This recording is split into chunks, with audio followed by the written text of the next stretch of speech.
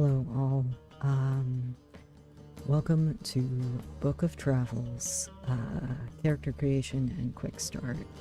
This guide specifically is for people who want to get going as quickly as they can with character creation and gaming, and be able to game a little bit more, I guess, comfortably and possibly with more items.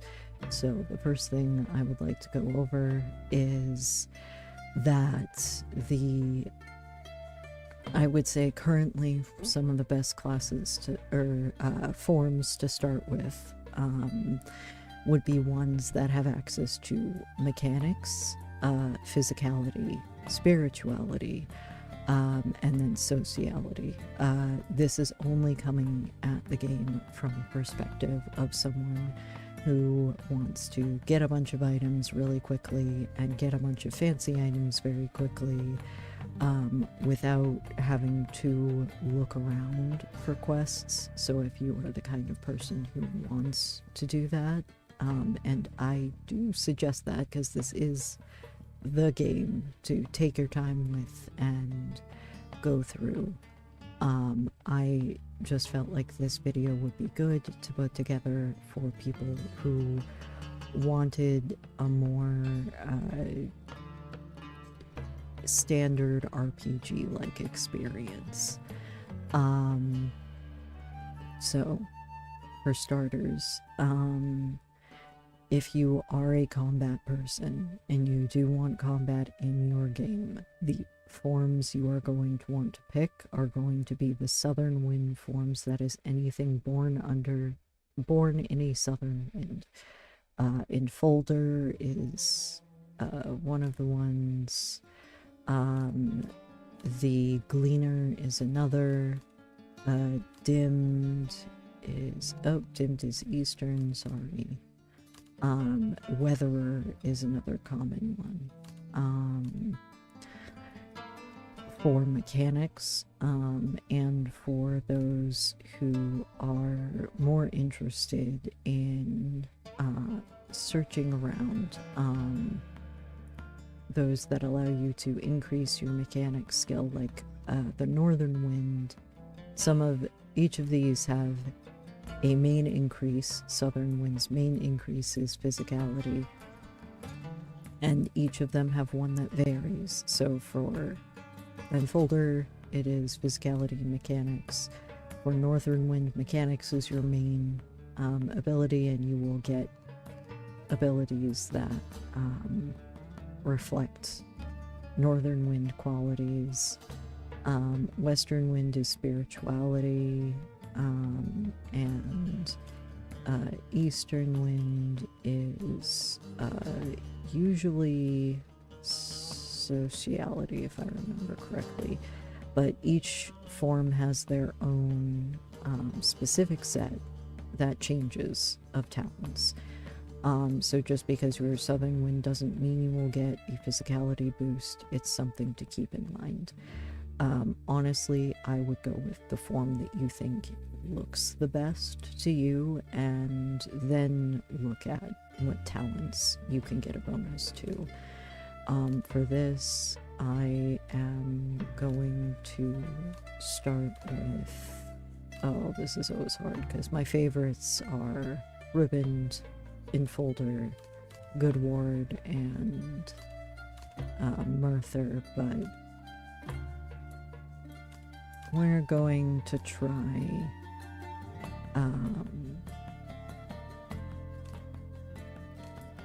no, we'll go with Good Ward, because Northern and Eastern Wind have some of the easiest travel abilities, and your wind affects specifically the skills that you it lowers the skills that you have access to. For this one, for Eastern Wind, part sea creature, your body rejuvenates if you engulf yourself in water long enough. Affinity for water is a very useful skill. Assemble fireplace is useful but easy to get, and guiding spark shelter can be useful in the sense of if you need to find a rest to get back to the area where you can heal. You can also, the character creation has randomizers for everything, so you can choose to just randomize the character and go from there. But for now, we will go Good Ward, Affinity for Water, and I am going to increase Mechanics as my starting talents increase. You only get 1. So all of your other talents will be 1, and only 1 will be 2. Next, your upbringing does not have a bearing on your abilities specifically. If you're curious about it, you can always look at these little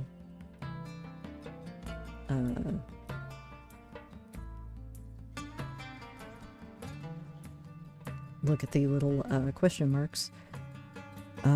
For now, we are just going to do 19 as an age, and leave everything else. Gender not applicable, nickname. I do like the names. I guess I could technically just randomize this if I wanted to.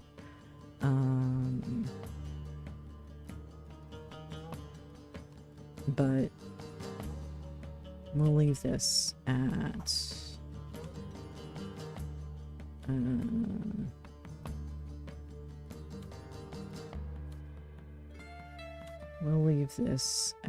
urban upbringing, and for names,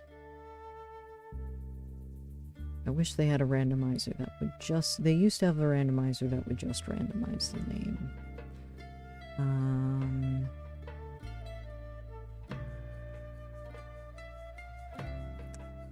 Trying to think of names that I do not see. I don't see this name very often in server as a last name. Also, if you need other guides or information, there is a Discord and there is a spoilers section for the Discord. So if you don't care about spoilers, which I hope you don't if you're watching this video, that might be a good thing to do. Is to just go there and ask.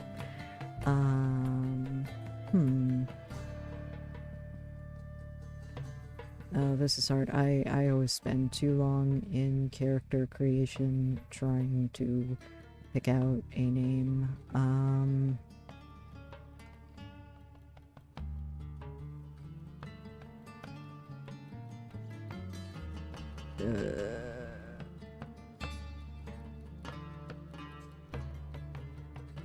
I should really just pick one.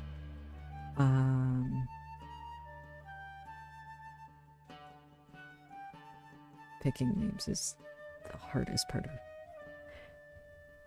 We're just Tanan Tresdemet. Sure, we'll do alliteration. You know what, I actually just got a funny nickname idea, so we're just gonna call them Tawny.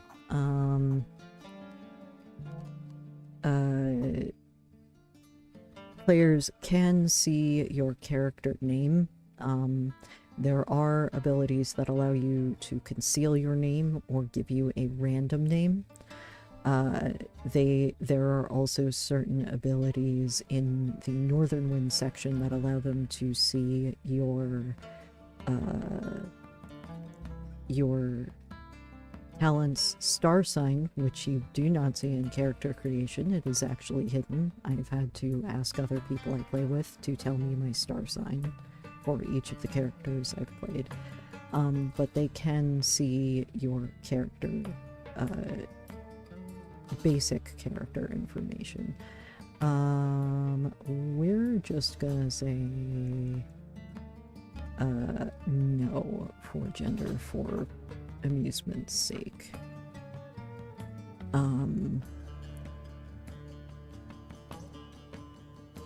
Oh my gosh.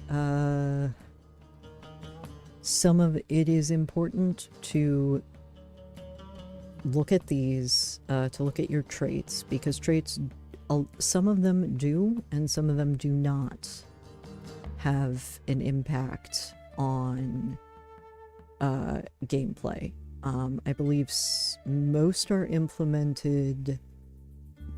Not all of them are.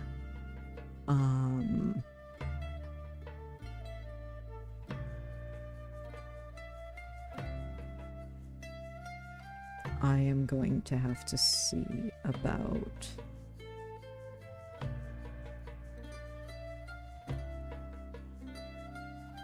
Oh, I did not think Traz would have been a very amusing name, as a nickname.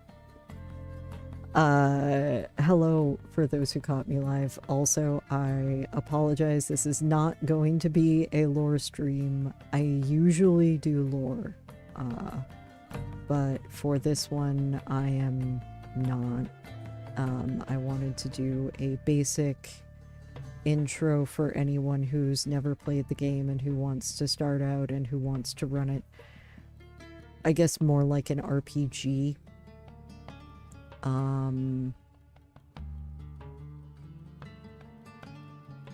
So I apologize for this not being a standard stream. Anyway, traits. I was saying we're gonna quickly pick some traits.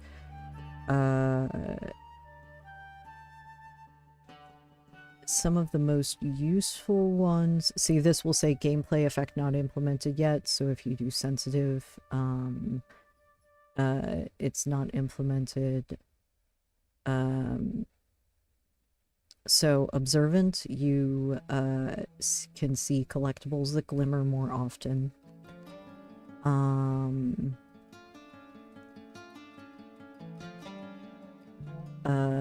Let's see...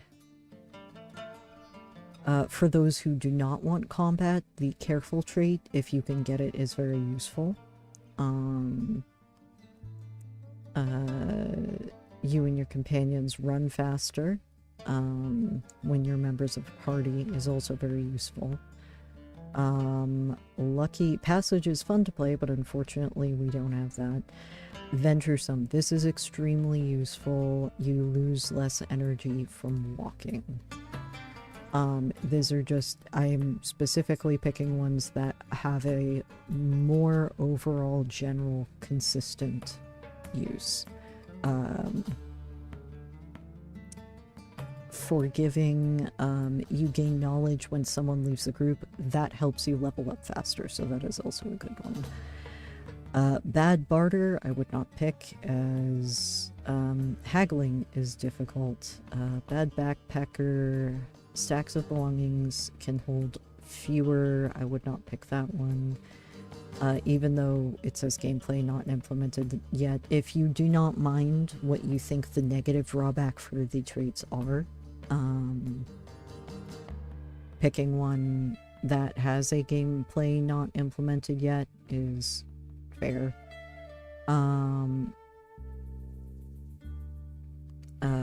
Fear of death. You are dealt a fear effect debuff card when you are on your last life. That means when you only have 3 life petals in game, and when you are down to 1, you would have a debuff. Fear of ghosts, you get dealt a fear debuff when you, after seeing ghost. Fear, the debuffs are usually,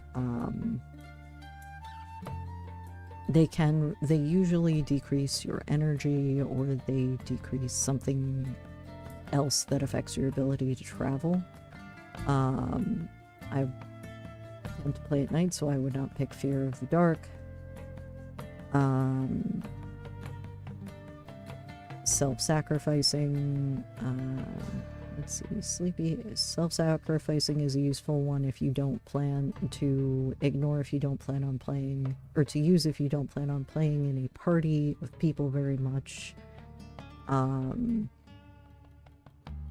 it's just eating or drinking as a party member, your party members will gain a little bit more energy and you will gain a little bit less. Unorganized objects may randomly move around in your pack. As you will see, the packs can be kind of disorganized anyway. So this one also is not implemented, so I don't mind being unorganized for now. Hey. And now this is the part where you pick your voice. Hey. Hey. Hey. Hey. Hey. It is probably very soft and hard to hear. Height, I'll just go with small. Skin color, you can pick any number of different skin colors. I actually very much so like how they set this up. We're gonna go with that one. Eye color, which each has a meaning. I have actually not done Cinnabar, so... Actually, have I? We're going to go with Pale Cobalt. We'll just leave it at that. Hair color, you can obviously change to whatever you like. Hairstyle.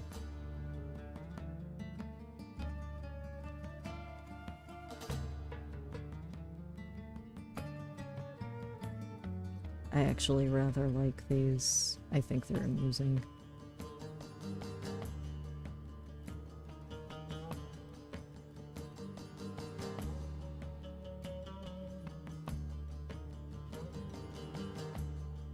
I like how different each of them looks. We're gonna go with this for right now. And for facial features, you can choose to have a beard or little eyebrows show up on your character. This is also very fun. I am going to stop playing around with that. Items. Now, there are different items. There's food, reagents, and just regular items. Usually for starting items, you will get things that are of poor quality, little value, and random. Similar with your equipment. What I would say for this is store the last entry that you liked. This has food in it, so I'm storing that because food is very useful. When first starting out, it will be less, it's usually less of an issue when you have, especially if you're an Eastern Wind character, because you can grow fruit trees. There are specific skills that will allow you to get food and water easier.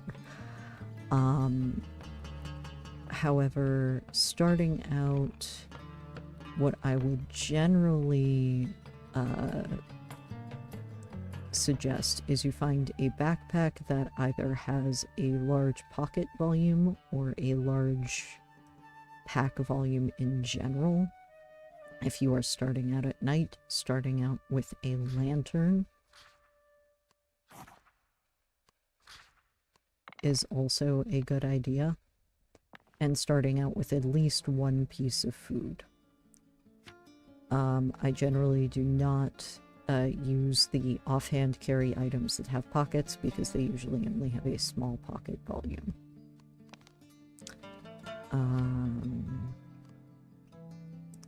Also, most backpacks are going to be bag size 0 and have very little volume. However, the pocket size might change. You can also look at the rings, and if you end up with a necklace in the necklace slot, that could be useful because these will sometimes have buffs that are useful. For instance, if you started out with more physicality, you might want a ring that gives you even more physicality because that will allow you to do certain endeavors that might get you food or other items. I started out with mechanics, so if I were to keep an item, I would probably want to keep one that gave me a bonus to mechanics. Oh, crude leaf cape looks. You could also choose to keep an item that gives you a bonus that you do not have, just so that I'm going to store this for right now, because it also has a low volume food item, which is good. But we'll see what else we get. This is the part of character creation I would actually maybe spend some time in. Starting out, I would advise against taking too many things that give you burden, simply because running away from hostile enemies is difficult if you get stuck in combat. Usually it's fairly easy to avoid them as long as you are observant and watching for them, and you can usually run away prior to combat fairly easily. There have been 1 or 2 bugs that have caused combat to bug and for you to get stuck in combat. However, usually I don't run into that as much. I've only done, after the recent patch, have not run into that nearly as much. There are actually a couple of quests I have not done yet. I will try to do something that covers quests, covers more quests, in a later stream. Since as of right now I am mostly just seeing what I can get in terms of items, and some cloaks and bodywear items will also have pockets, which is something to keep in mind when you are creating your character. That's a plus to spirituality, but a minus to others.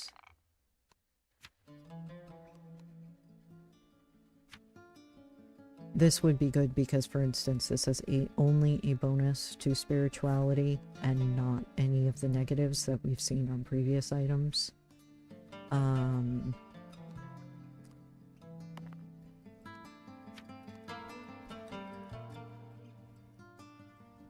And a lot of items that don't have bonuses you can also sell fairly quickly, or trade, because there is no there is trading in this game. There is no selling, really. So right now I am only quickly looking through items to see whether they have pockets, whether they give me a bonus, whether they are a worn item, and seeing if I have food starting out. That's bag size 8. That's not for 8 pockets. That's not as good. Oh, geez, -2 to sociality is not what I need. Sociality is less of an issue, but if you're looking to find certain hidden areas, sometimes listening to conversations at tea houses can be very good. Physicality +2 can be worth the sociality dump.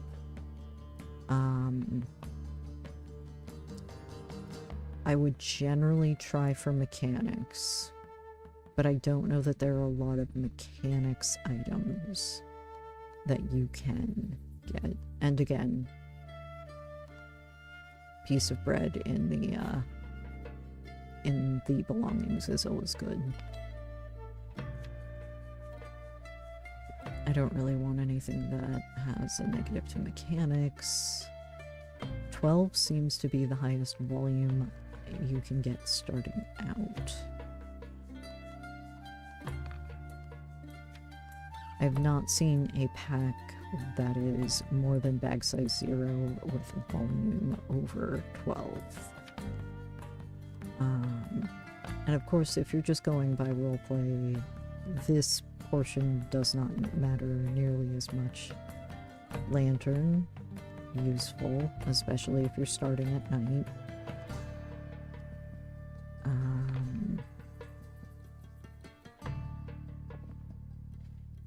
think we might just go for the bag that has the one that had the belts that gave me a +2 bonus to physicality. There are also certain items like this, for instance.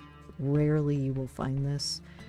A lockbox or a bag of wheat flour. Both of those are actually useful for a quest. I will not state which ones. They are short, though, so they can be useful to start out. I'm unaware if there are other items that are used in quests. Crude necklace only has a plus to sociality. Bone, anything with bone also. Bone might be a little bit more useful than the lockbox or the flower. None of those have pockets. Only one of them makes you slightly faster.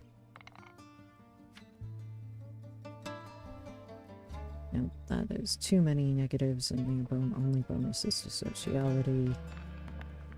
Alright, we are going to go back to the original start now. Again, food item. Item that gives you a bonus to either physicality or mechanics. This one is a decent bonus to physicality, even with the burden that you get from it. And we are going to finish. Now, where you start your journey, if you're looking for the fastest start, where you can start the game the quickest, I was on the journey at sea, and north should get you closest to the main, I would say what is considered the starting quest. Although with this game, it actually is fairly nice to just wander around and find what you can. But again, we're starting this as quickly as possible now.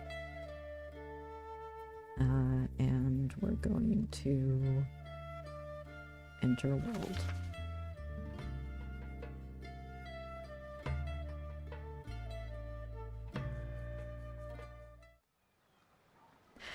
I am sorry for everybody who are one of the many who have outstayed their welcome here, and the time for your dispatch has arrived.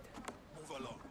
Walk fast. Hard voices and harsh hands drive you up a gangway Up the walkway. into the dark, Move along. dank belly of a wooden hulk.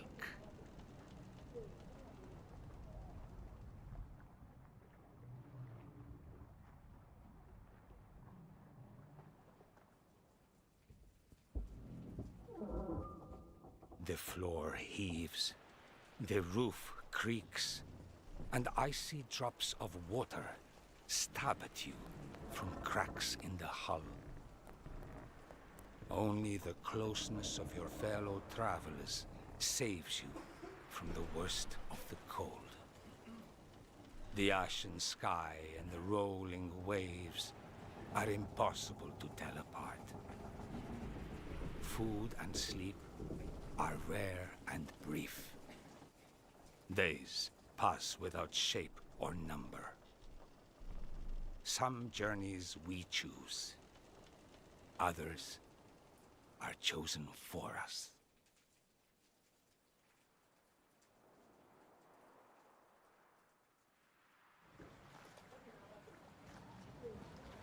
You hobble down the gangway with a body stiff and aching.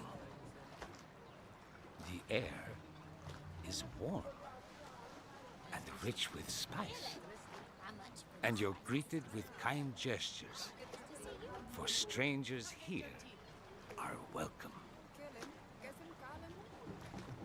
You shoulder your pack and begin to count the ways you'll spend your freedom.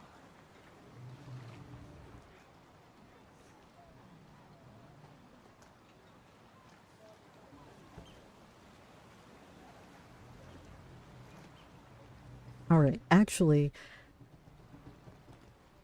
I made a small error. So when you start out, you usually will start out hungry, tired, and battered and bruised. Which is one reason I suggest starting with food. However, the quickest start, and I forgot this, it is you want to start in the north, but you want to say for your start, I do not remember. And that should get you the opening where you wash up on shore and are not just dropped off. Currently, we are in Harrow Ledge. You do not have to pick up a map. You end up with one regardless. If I had high enough mechanics, I would say I could probably get to the main starting quest fairly quickly, going to this dock over here. There is a dock past this that gives you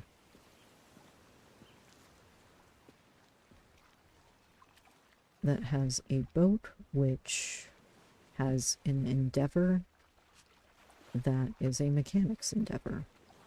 And I do have enough mechanics. This will get me to the starting area. Initially, this was a different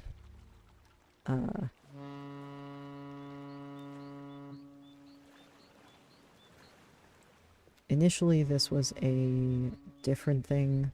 The boat will sail off itself. I am not taking this boat because I do want to show you how to get to the big main quest prior, or without using the broken down ferry, which takes you to Batsaha.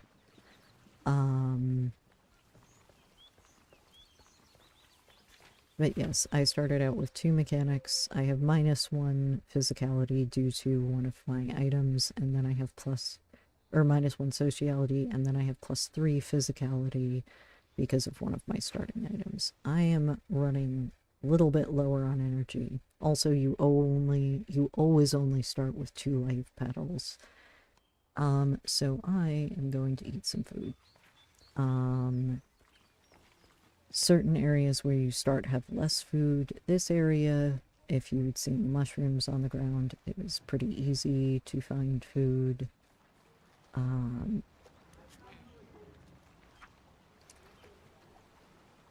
Psst, Kalim.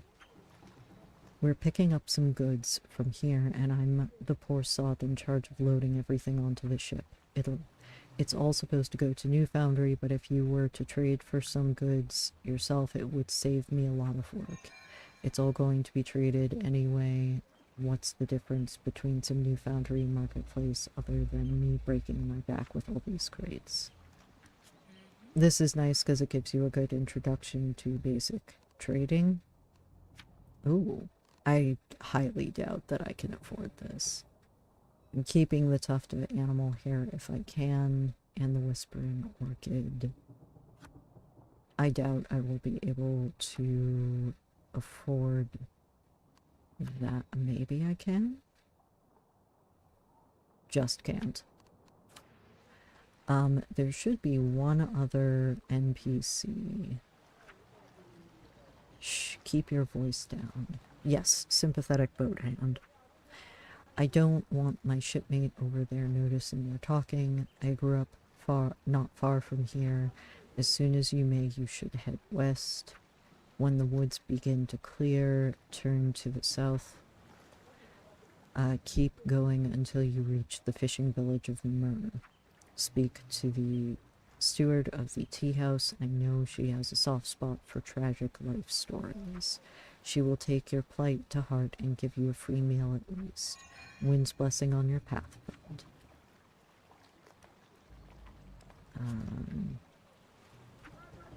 Walk away from the boat. None of you are coming back on the ship. Fleet is all you know. Be happy we dumped you here and not overboard. Oh, thanks. Alright.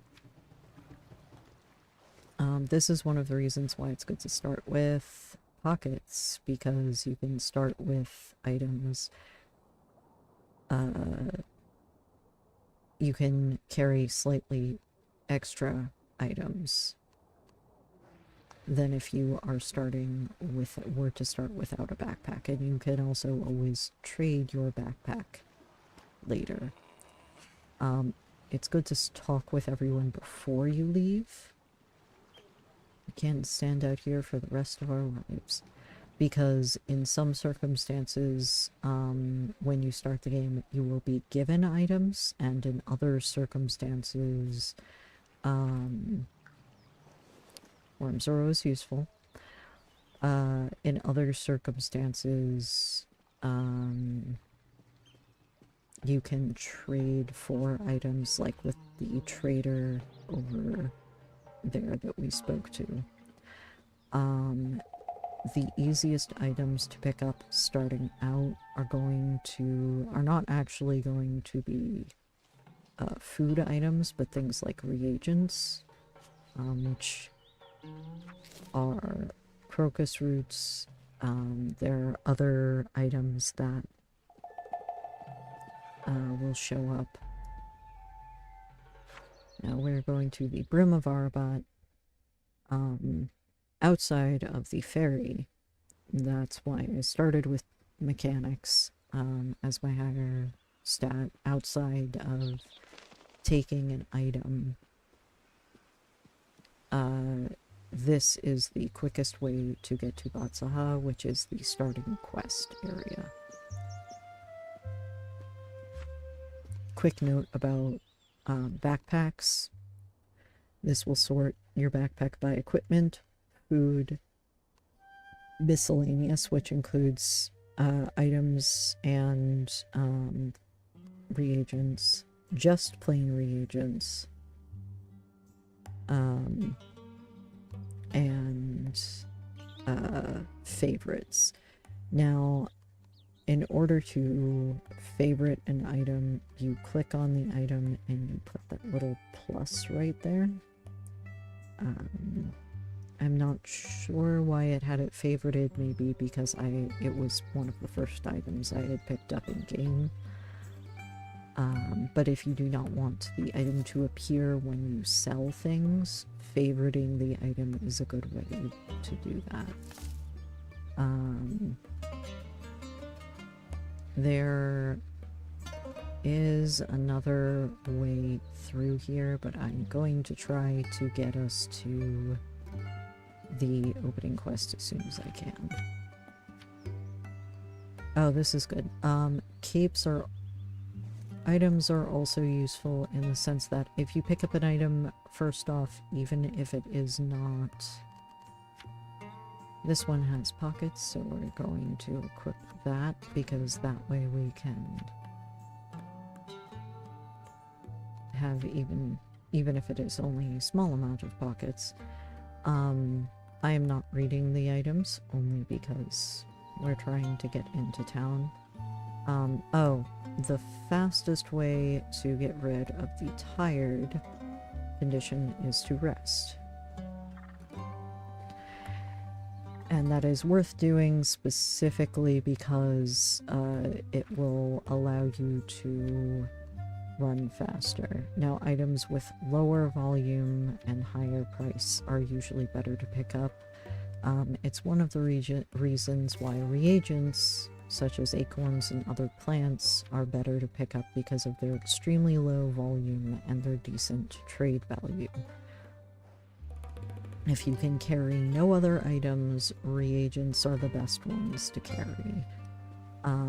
Especially when you have a low carry capacity when you start out. They're also useful for skills and spells later, so it's just useful to have them in general. But they are worth it regardless. And Timur. Now, I will say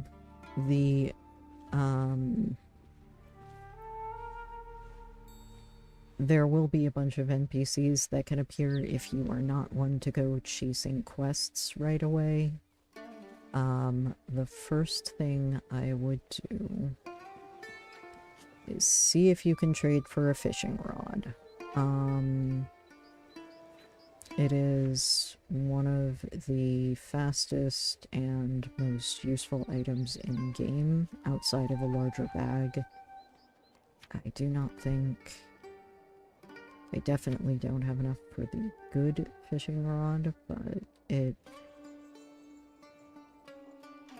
I'm going to hold off on the makeshift fishing rod for now. Only because...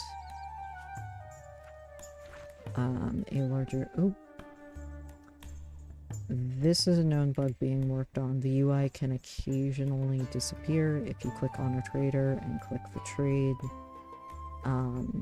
button without speaking to them.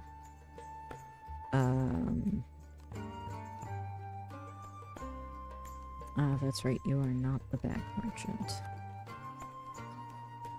And we are not going to consistently dilly-dally. This is where the ferry that goes to Batsaha docks, and it is worth hopping on when it is there, when you can. The ferries come fairly frequently. I am going to attempt other endeavors. Not only does this get you... if you complete the endeavors, you can get items as well as knowledge. The way you get... the way you level up in this game is simply by learning. So the more you read something, and when you start out you actually can't read, most of the signs will come up as you cannot read the Velen language.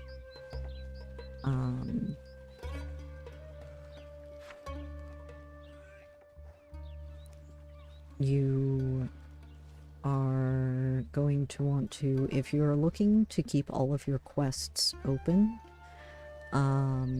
I would avoid the tea house. Avoid talking to any of the compassionate tea house masters or hosts. You can talk to the team masters. Usually they are the ones that you can trade with, but do not talk to anything that says compassionate host or something like that. This is why. If you talk to the wise destitute wretch, they will tell you a rumor that a Sephira repeats martyrdom with gifts. If you keep bearing your wounds patiently, you might be rewarded one day. And there is the ferry.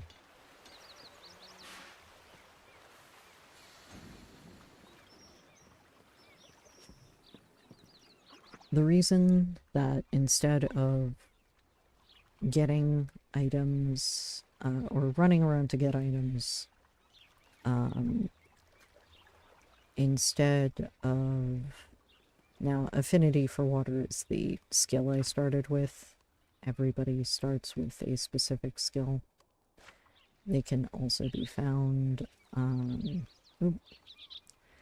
Oh, if your UI disappears and you're finding out that you can't get it back,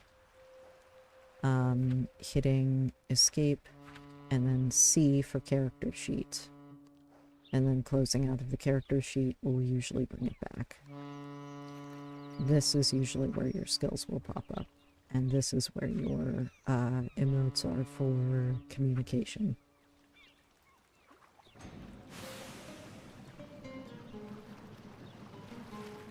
Anyway, the reason that I specifically start going to Batsaha is because some items will give you clues if they can be used in a different... if they can be used in a quest, or if they're a specific type of people. Not every item will tell you this, but some do have hints. If you do not know how to read Velen, the language, you cannot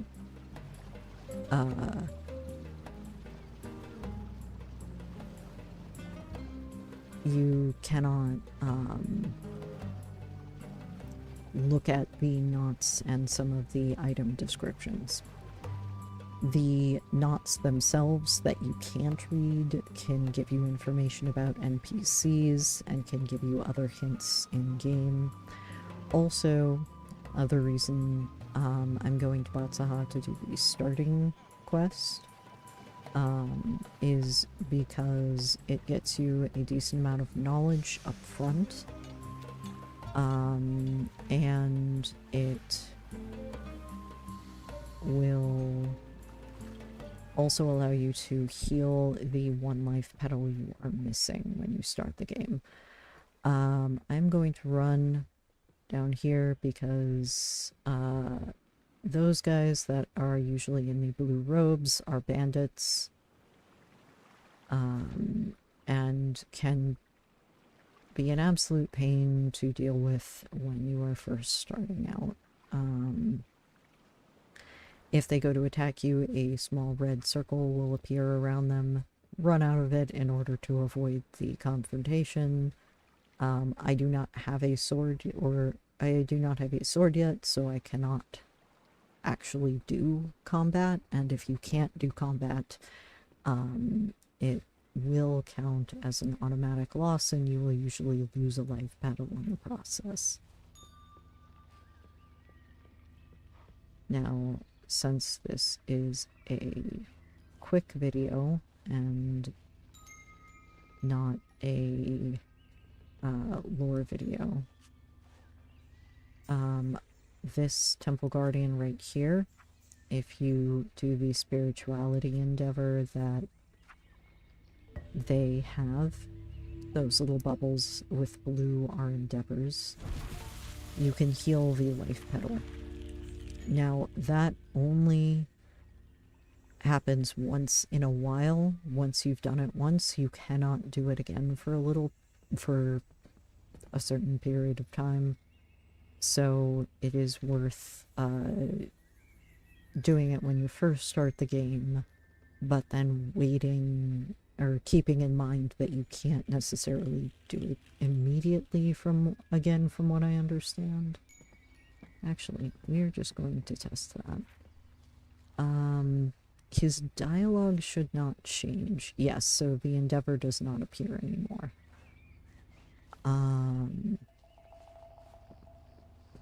The other temple guardian that you should talk to is Ron. This temple guardian will give you more information and tell you to speak to Ron. This is the temple guardian you have to speak to start the game. Again, there is a lot of very interesting lore here, and it kills me not to read some of this. But in summary, he tells you about reagents, magic, and how that works.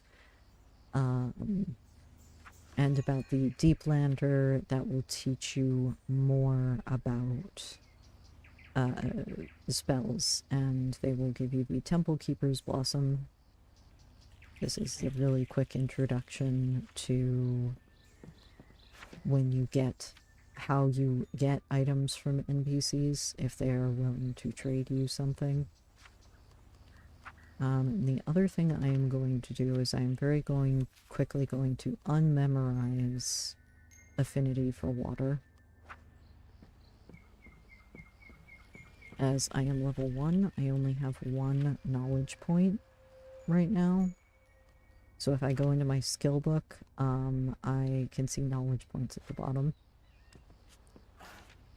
If you talk to Raman, this is the other temple guardian, and he gives you the knot spell that allows you to teleport back here from specific locations, called the Kellam's Gate.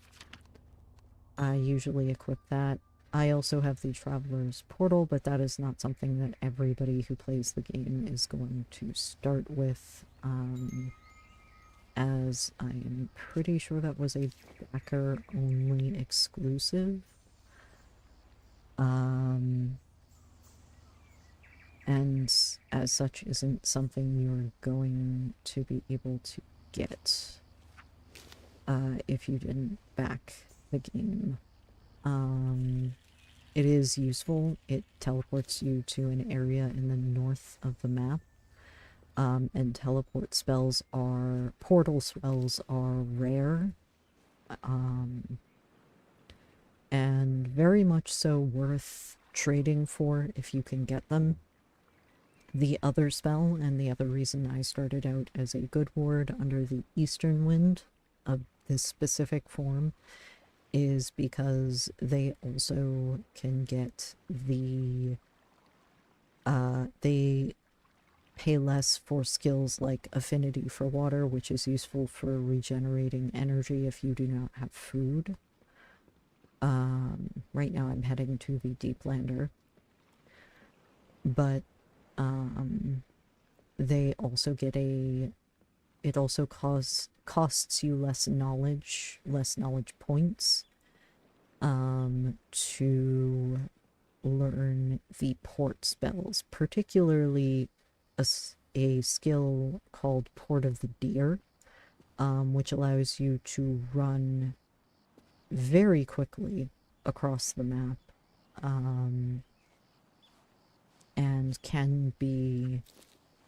and there is another skill that you can chain with it that can allow you, particularly on roads, to move very fast. I am currently just picking up. It is worth reading through food item cards, particularly because the food items, some of them are poisonous. Some of them I have memorized as not being, but keeping your energy up is useful because it can allow you to run longer. This is another character that's useful to talk to if you are a level 1 player, because this is the elderly Charsmith. And the poor smith Ev will, if you trade her something metal, she will make you armor. And it's a good way to start out the first part of the game. So if you have something that is made out of a metal material, sometimes you can trade it. That one does not work. If you start, I think, with the sack of metal shavings, you can go to the poor smith and they will make you a mail shirt, chainmail shirt that will act as armor. It is not necessarily the best armor, but it is technically free armor, and usually you can trade very poor quality items for it, and it is worth a little bit more than the item you trade it for.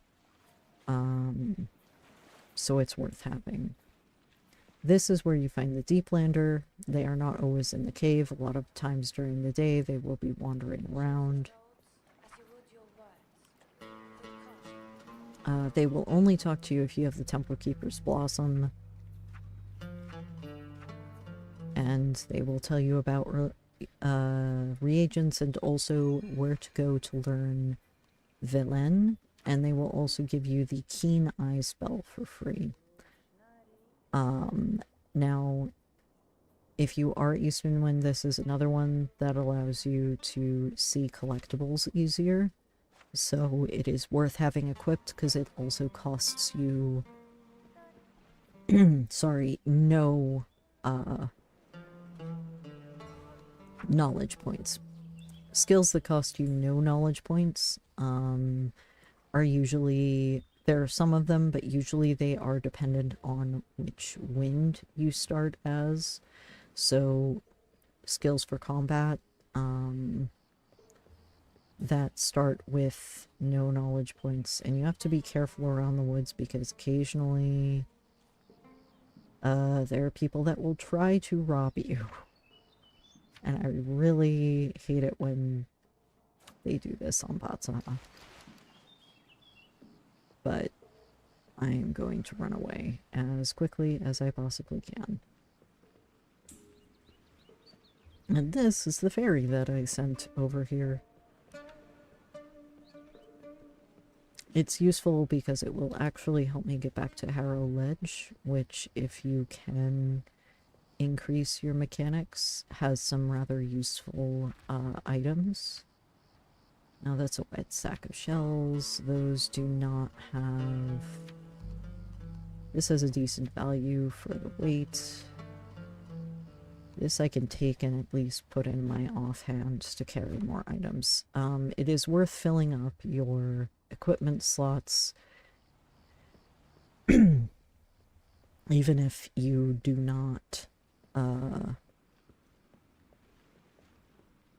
and tangle plants are another reason why I would say starting with physicality is just as valid as starting with mechanics. If you move ancient debris, you can end up finding some expensive items at some point. Tangled plants will get you reagents in a small cluster so that you do not actually need to, and sometimes reagents that are rarer or found only in specific places. Olive leaf is not extremely rare, but is normally only found in one spot.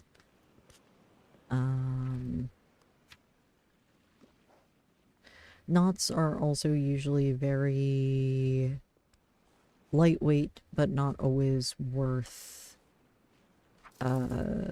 carrying around depending upon their value. That's why I stick to gathering reagents, because of the weight to trade value ratio. And right now this is just one of the faster ways back to learn Villain, which is the language of the Braided Shore, and is how you read all of the messages that you end up accidentally picking up. You will also occasionally find NPCs like this, escaped prisoner. They will have endeavors for you, and you can sometimes get a small item. A lot of times you just get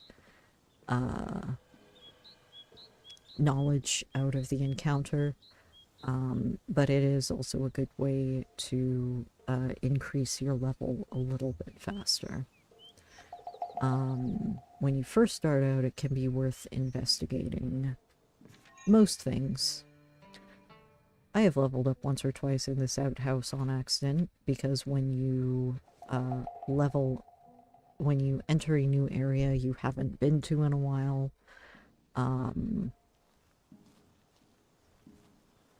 you gain knowledge, even if that area is an outhouse. This student has a hint for you if you cannot talk to the Yellow Robe Scholar, which the Deeplander suggested you do.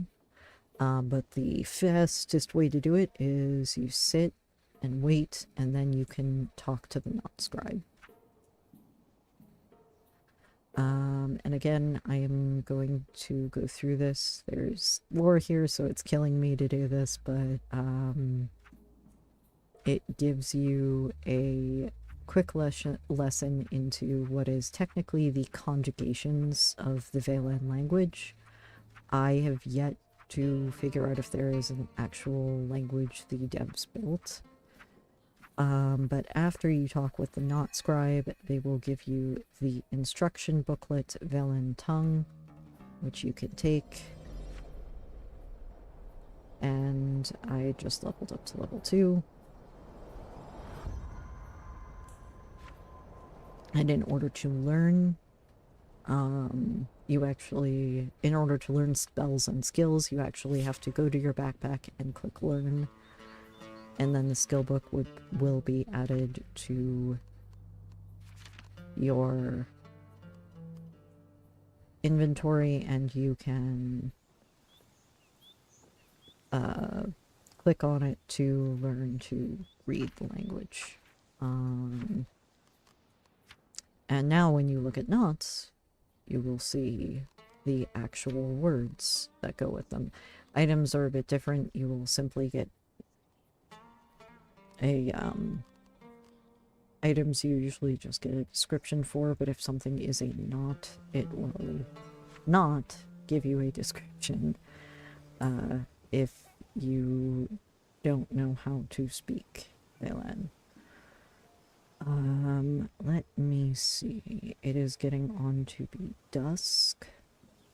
So there is a merchant that usually sits in this house that has a quest that you can complete. He is there during the day, during the week. He is usually not there on weekends.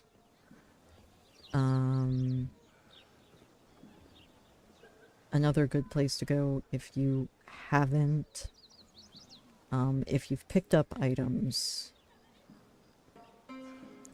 is the jeweler, because you can usually, they are also only here during the day, but you can also usually trade for jewelry. The other place I would go starting out specifically is to this pet shop and talk to the pet owner, or the pet shop keeper. Now, you cannot get pets, unfortunately, but they will give you pet treats. Now, these have 0 value. However, I would speak with them and get yourself at least 6. And I am going to show the very spoilery reason why you want 6 pet treats. I am going to do this quickly. Actually,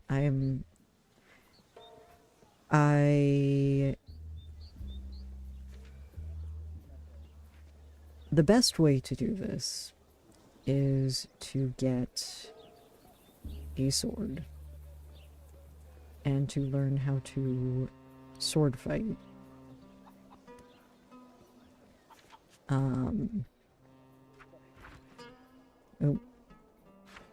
The UA has decided that it likes misbehaving today. Okay, we will just talk with you, and then we will trade. Not letter opener. This does not say it's leather. Alright. We are just not going to get...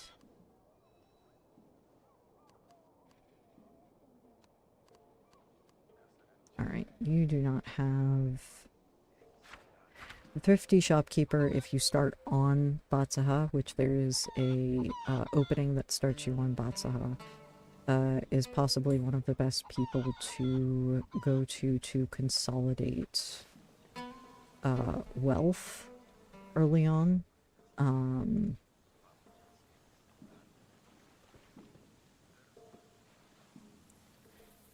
I, on the other hand, am going to quickly head back to Mur now that I have completed the starting quest, because after completing it, one of the best things you can try to get is a fishing rod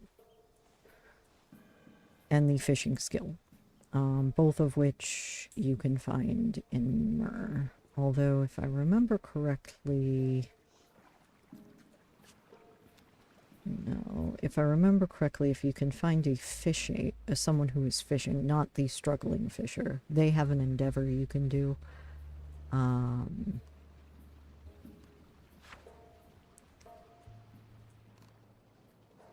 If you can find someone who is fishing, then you can usually trade for a fishing rod, but you cannot necessarily get the fishing skill. Well, since the update, the fishing skill might come automatically with the fishing rod.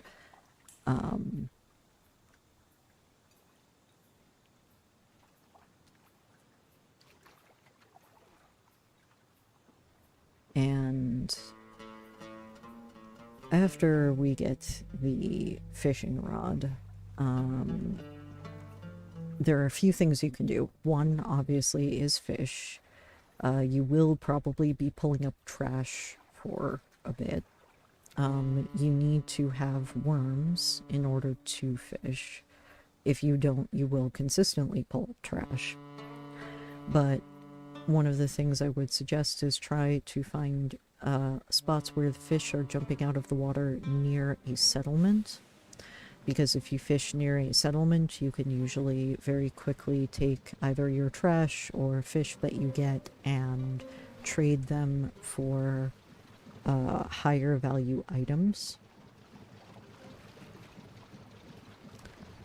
And then in trading for those high value items, you can consolidate what you're carrying so that you can trade more and more. The pet treats are very specifically for a very particular cat that you can find in Charwood Forest, and I will leave it at that for right now, because if you are looking to cheese your way into as much money in a day and a night as possible, then that is possibly the cheesiest way to get trade value quickly.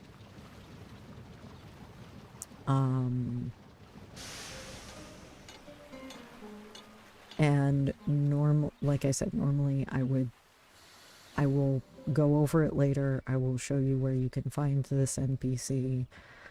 For right now, we are going to try to go back and get the trade up for the largest bag that I can acquire.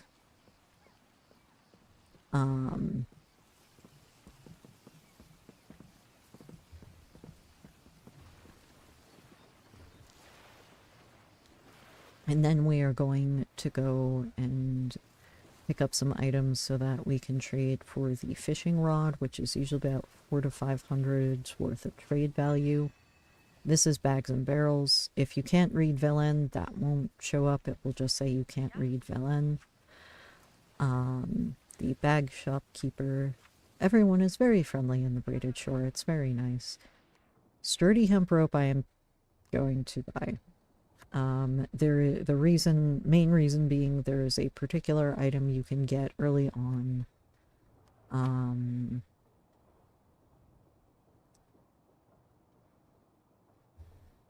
Now the bag size the bag you are looking for the largest bag size you can find. Now usually starting out, the bag size you can get was about 22 was the largest.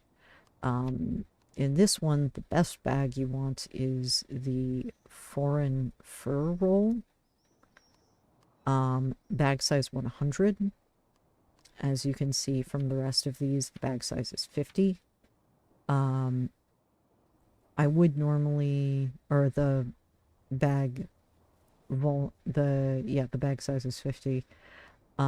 Volume is how much space it will take up in your current inventory. Again, this is volume 22, but the bag size itself, which is how many items or not how many items it will hold, the volume of items, is determined by the bag size. And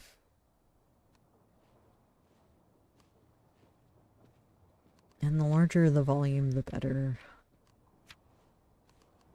Normally.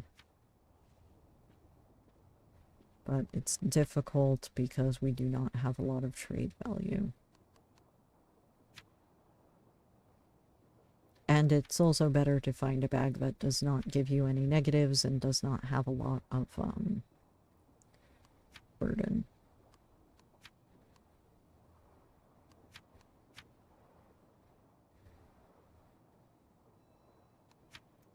And anything that says offhand, there are some items that will say, that won't say backpack, they will say offhand. They are actually not a backpack. They are in fact an offhand item. We're gonna go with the rosewood cylinder as this has no... And usually you can also tell by the trade value, what will carry more. The volume there might not be worth it.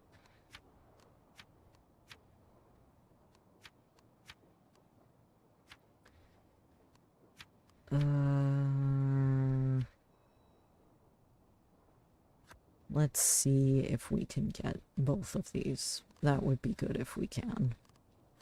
Now, again, I am not keeping anything for sentimental value. I am focusing on only keeping specific things that might be useful to me.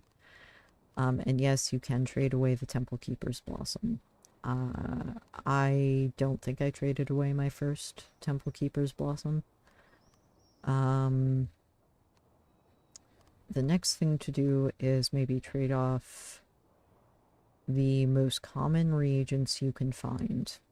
Acorns and chestnuts are fairly common. Oh, the next thing you can do is put back some of the items, some of the reagents you traded, because again, they have the highest trade value to weight. Oh, this is important. If you don't have enough space in your bag, the items you receive after the trade, you can still make the trade, but you will either need to equip the items immediately or discard other items in your inventory to make space. Do you want to continue?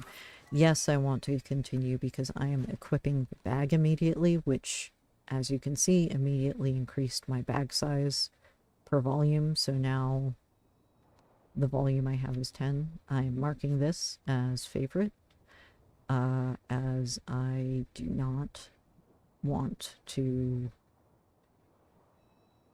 trade that item. The sturdy hemp rope can be used to trade for a better item later. You need a couple of other specific items in order to trade for it, but they are usually fairly easy to acquire. Oh, other thing that I will say is good to pick up early. A lantern is good if you can find a decent quality one.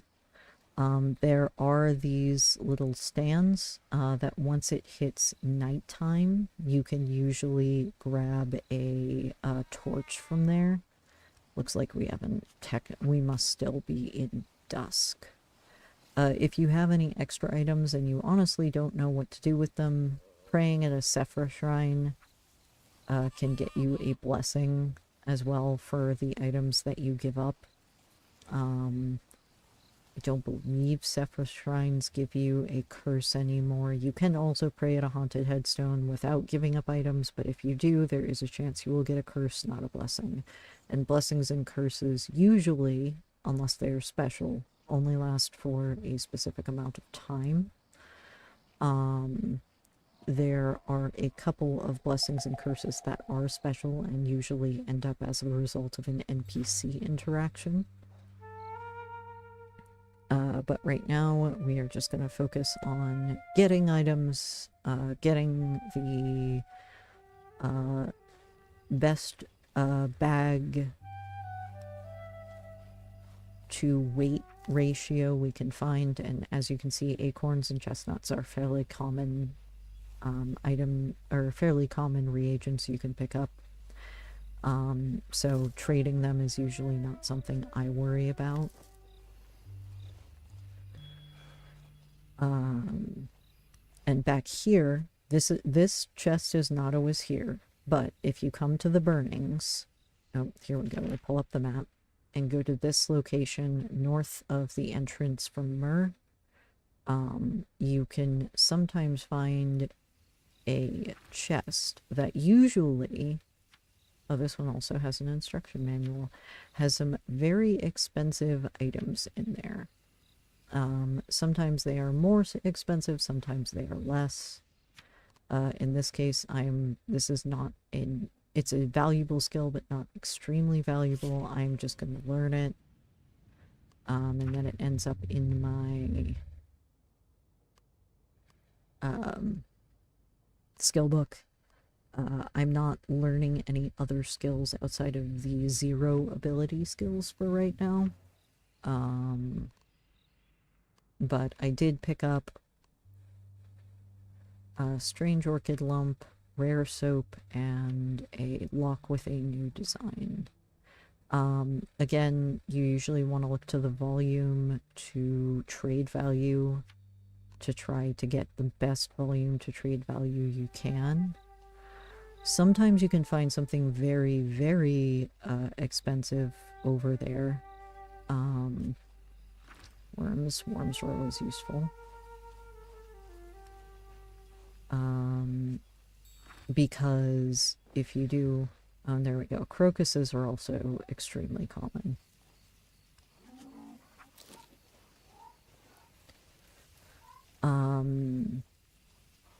But yeah, if you can find items that weigh very little and are worth a decent amount, like this is a diary knotweed fragment that is very interesting, and you almost always can find it over here in this location. Not always, but sometimes. It is worth picking up.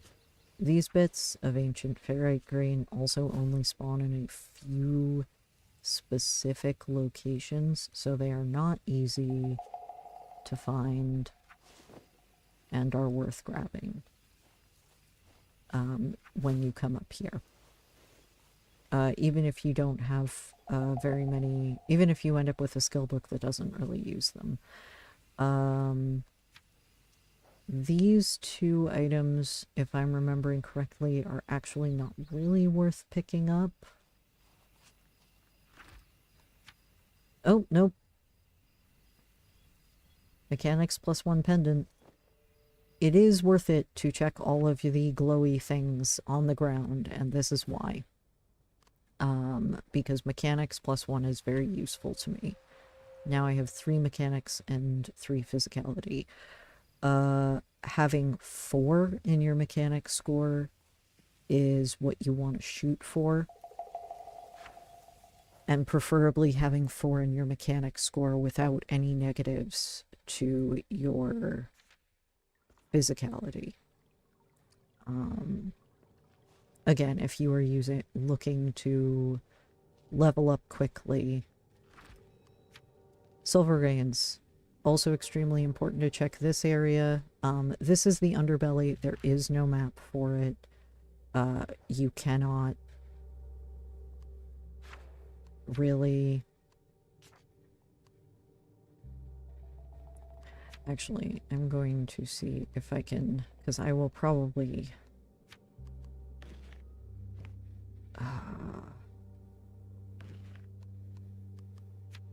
on the one hand, I want to stick these in the pocket. On the other hand, I know I will end up trading those items fairly soon. Let's see what we can find down here before we put anything in a pocket. Because pockets in this game can be finicky. And I do not usually like to put items in there that I can lose. Now, it is very hard to see down here. I know where I'm going because I've done this several times. If you can, I would suggest coming down here with a lantern. Free sword, okay. Oh, and bags. Are any of these bags worth it? This is one of the reasons why I would come to the underbelly first, because usually you can find free bags if you do not have them already.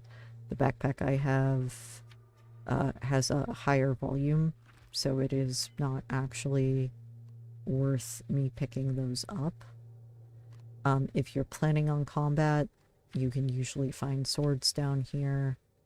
I come here usually because I can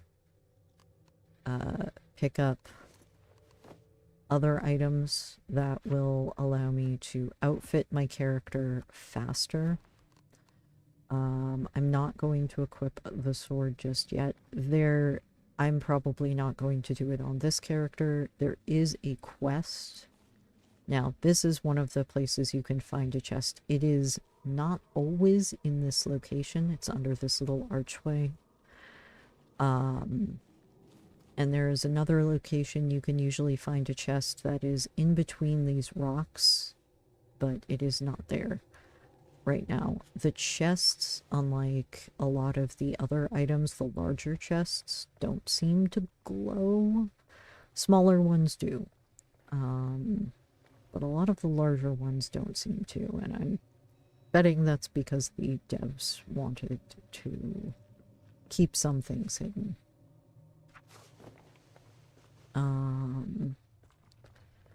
But right now, since I am going for... There is another chest over there. It also doesn't usually have as expensive things in it. I am going for the most value to volume I can get. And so I am going to specifically check a couple of areas down here without trying to deviate too much from this path. So there are two entrances to the underbelly. One is in the north of the burnings. One is in the west of the burnings.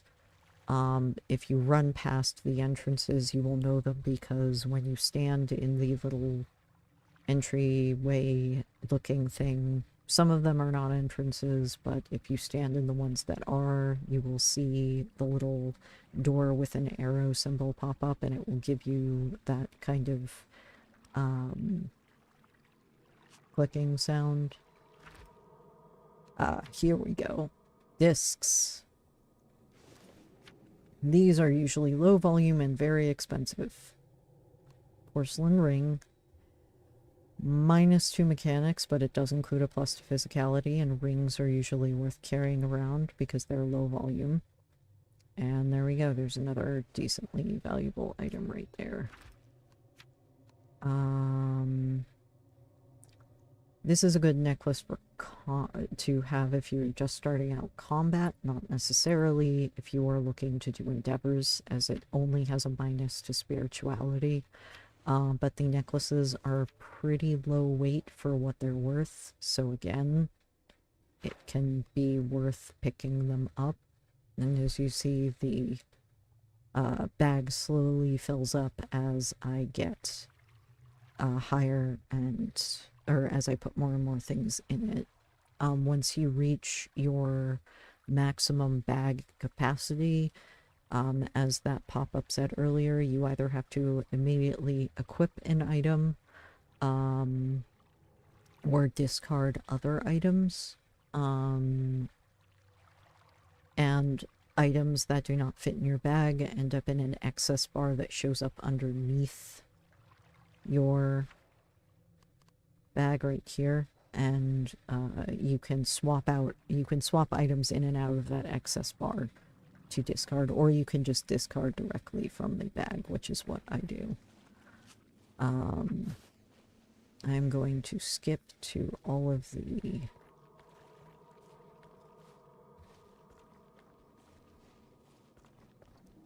this is the other reason to have physicality, is ancient debris, sorry. That might be way too high. I might not be able to hit that.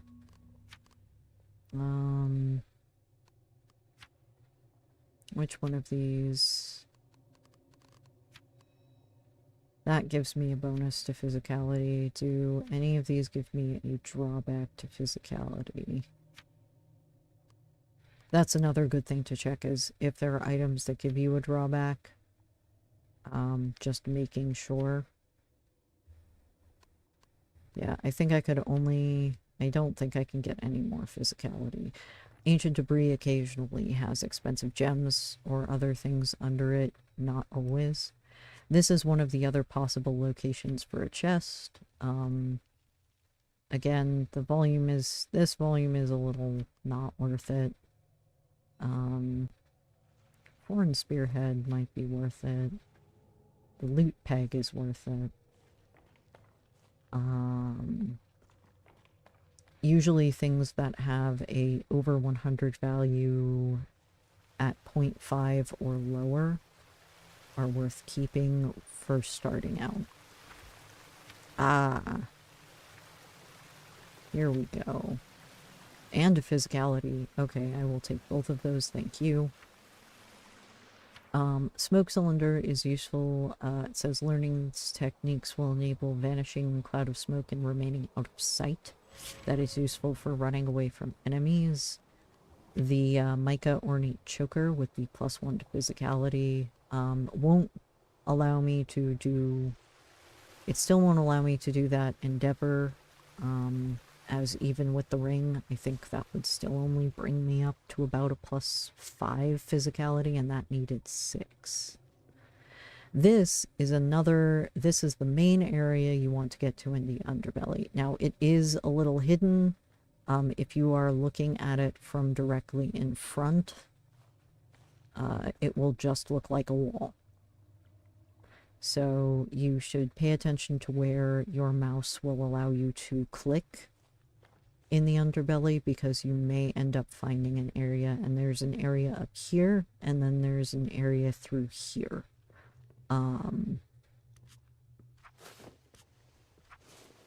Wind dust is another very useful item or reagent to have, particularly for a very important spell. That is very useful to get early. We're not going to get that in this one. I will probably have to do another video on what spells and skill books to try to acquire as early as possible, outside of the base ones that you can get for free.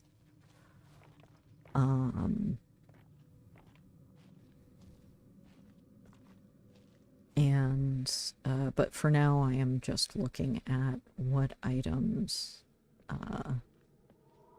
I can get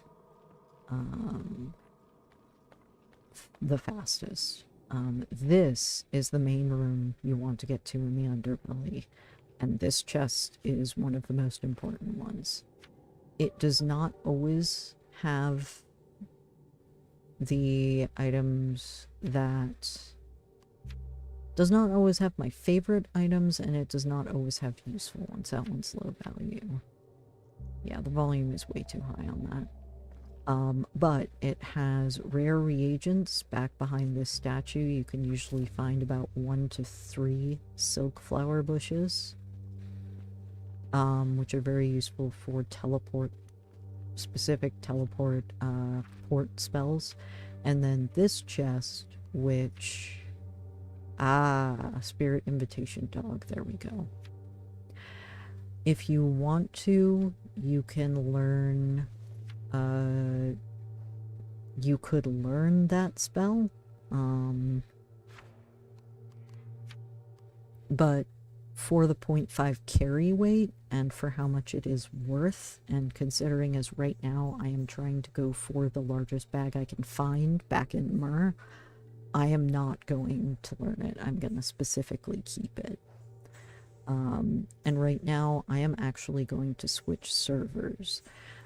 Because swapping servers, you can basically, what you do is you just log out, go back to the main character, go back to your main login screen where you have your email and your password, and then log back in. Because that contains my email, I am actually going to very briefly, for a couple minutes, go to break. But I'll be back in a minute once I swap servers.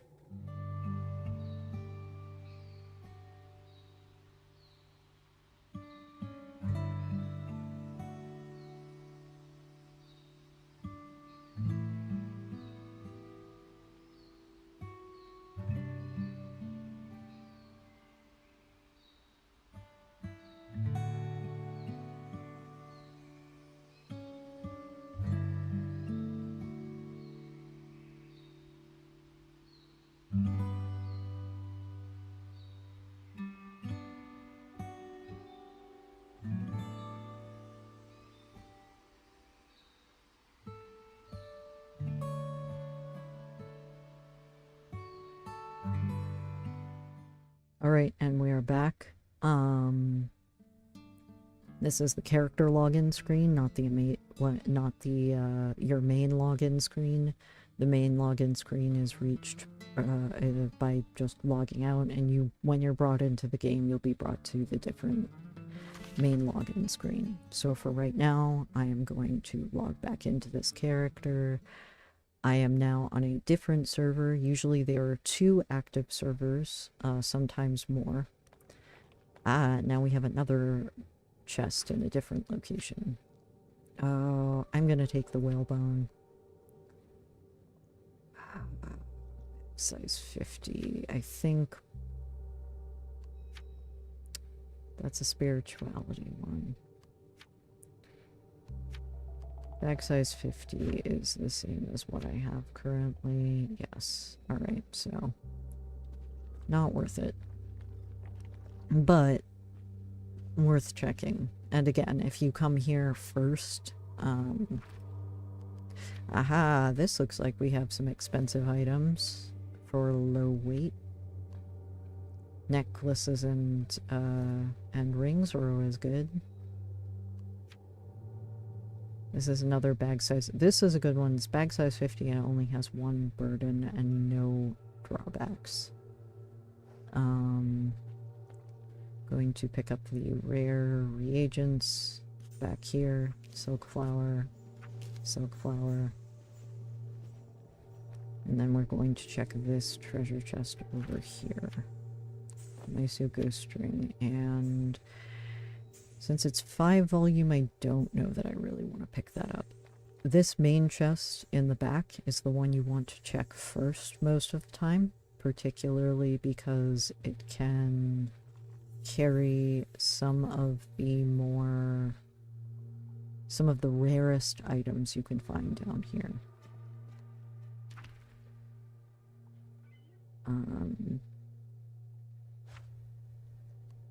But that is also a long shot. The other bags, or the other places that carry rare items, are obviously the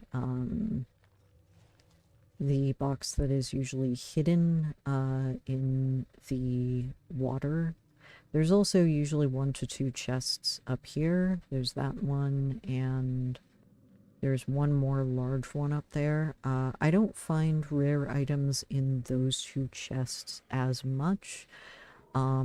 Usually I find middling wearable items. Occasionally, however, you can find a cane, which sturdy hemp rope, a cane, and a chunk of jade are 3 items that are worth keeping if you find them early on in the game. Oh, another necklace.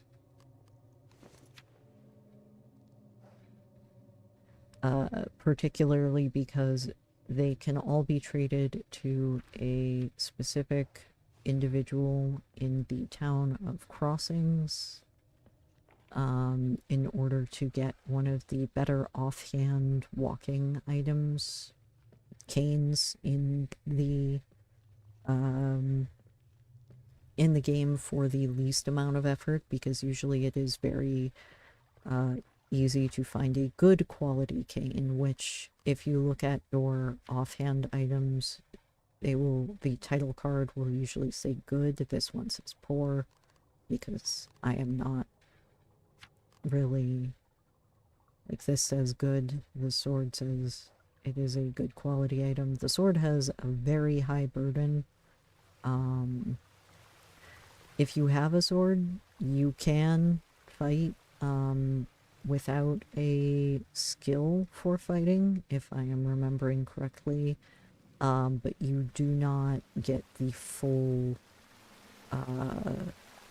force behind the sword, if I remember correctly. Ooh. Now that one is useful simply because it raises your ward, and I can get it for free. There's also a fairly low volume to... I'm just going to take all of these for right now. I'm going to learn that one. And occasionally when you come down here, you can also find some of the, I guess, simpler or more standard items or skill books with abilities in them. Sometimes you'll find a simple fireplace or other things, which is why if you're looking for a very quick start to the game, you can come down to the underbelly and basically just raid it for as much as you can find from the specific chests. One in the lower, this is the one in the lower east, and then there's usually 1 to 2 directly north of it in a grassy area up the stairs. There's that chest in the middle that is hidden between 2 rocks in the water. And then there are the 2 to 3 chests in the statue room, which are all the way in the upper west of the underbelly. Discs, rings, necklaces. Those are not over 100 trade value, so at this point I'm not going to take them. Those are fake. Those are worth it for now. I'm just going to look at the bag. I will start wearing items when I... This is a spirituality and sociality bonus. I will start wearing more items when I end up with, oh, this is a mechanics +1, so I am going to wear that right now. This adds to your force. It's not something I would equip if you are planning on doing a run where you do not fight. But, this is a minus to mechanics, but a plus to physicality, so I'm gonna keep it, but I'm not gonna equip it. And then the next place to go from here, since we switched servers, all of the chests have different items in them. The servers usually flip midnight server time, so if you hit the left or the right alt button on your keyboard, or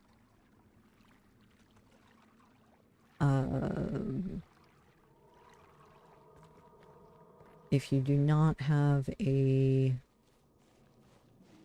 right alt button, I believe it is Control Alt, to mimic the right alt button. If you only have a left alt button on your keyboard, that brings up your server information.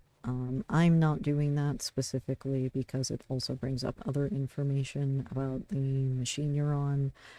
The server information will give you the date, or the day of the week, the server time, which could be different from the time zone you're in, even if you are in EST and you are playing on the US East server, your server time may be slightly different depending on whether it's daylight savings or not. Ooh, that looks like a better shirt. That's a bonus to physicality.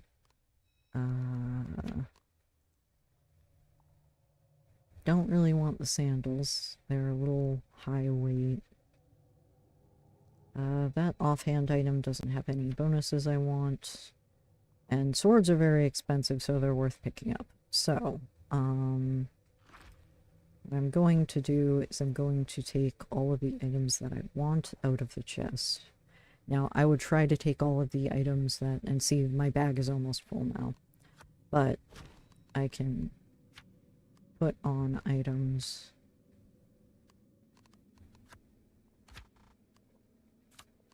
I swap items. This is not really worth it, and I don't have anything that I put. This is why I did not put anything in either of these pockets.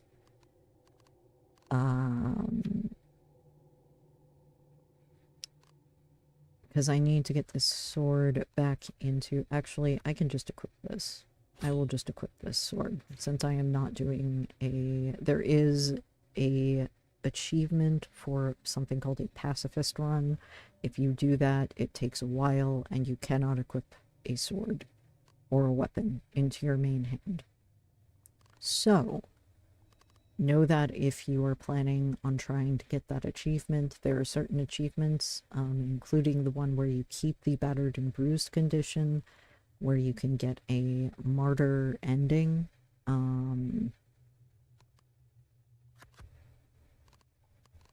And in order to do that, you have to complete the ending.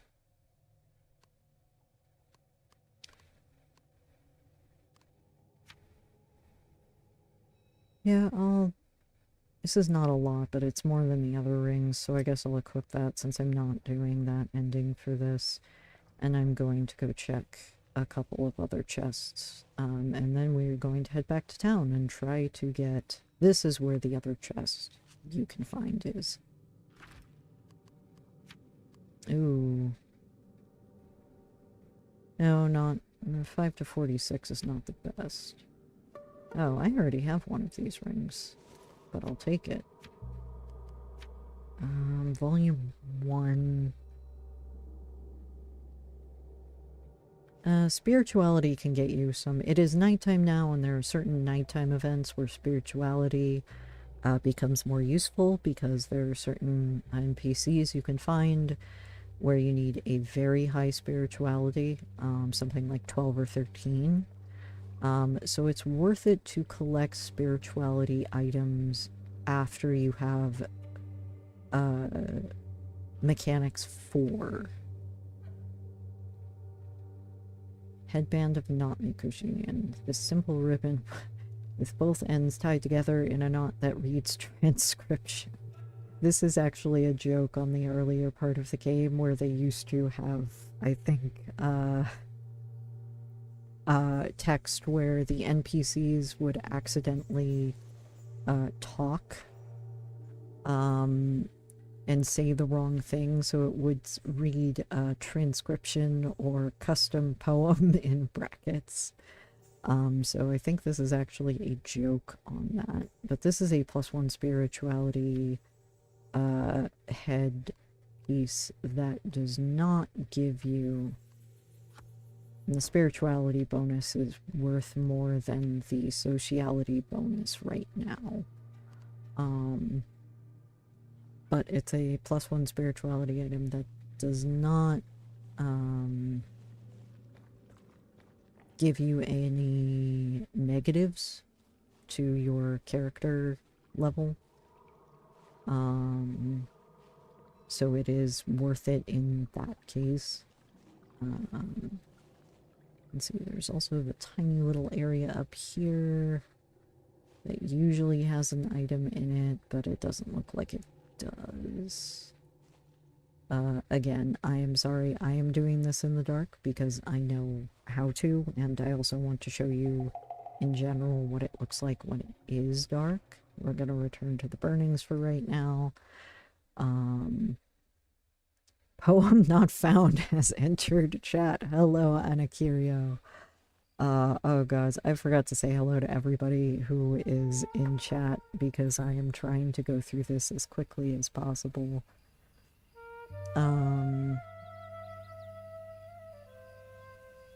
But since this is a run where I'm basically just trying to do this as quickly as I can. The underbelly did used to also give me nightmares before I found out that there were no enemies. It's still very spooky. I will say that the underbelly is still very spooky. There, I believe, were enemies planned for the underbelly. This is almost coagulated alkin. over here. I don't know why I check it, but, well, I do know why. I always want to check it to see if there's something. Scorched oil urn. Yeah, volume to trade value is not worth it. You also occasionally can find another hidden item up here, usually behind this little broken stair. It is tiny, it is hard to find. I think you can find it in other you can't find it in any other location. It is called, I believe, the Moon Urn. Well, let's see if I have enough physicality to lift this. Oh no, that's just an item on a flat rock. We'll leave that be. But as of right now, there also tend to be more enemies at night. This is what I mean by sometimes there is a chest back here, a little box, and sometimes there is not. In this case, there is not. On the other server I was on, there is, or there was. So it is worth checking behind there if you don't want to go into the underbelly and you want to just try to quickly get a couple of expensive items. It is worth server hopping just to very quickly, if you start near Myrrh, just to very, very quickly get a couple of items. It is worth it. Alright. We're gonna go back to the bag cellar.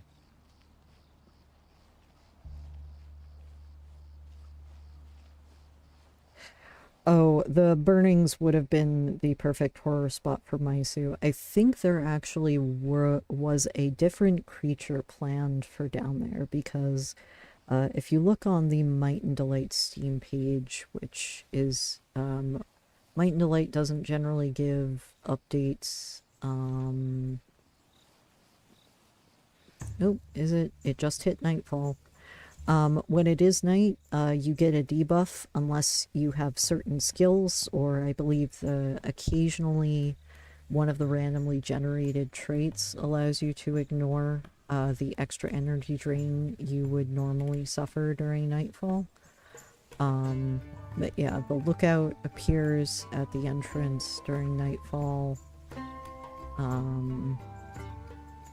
It just switched over from dusk, which means now we can grab a torch. You cannot really grab torches during the day. I think you can grab them at night, and I believe sometimes during dawn. I am going to... I understand I do not have enough space. Can I put this? I do not have enough space for this item. Volume 10, but 8. No, this is not worth keeping. I am just going to discard this. You can either drag an item to the side where there is no card to discard it. It will ask you if you want to, or you can hit the discard button. I don't like hitting the discard button. I don't know why. Probably because originally in game it never used to do that.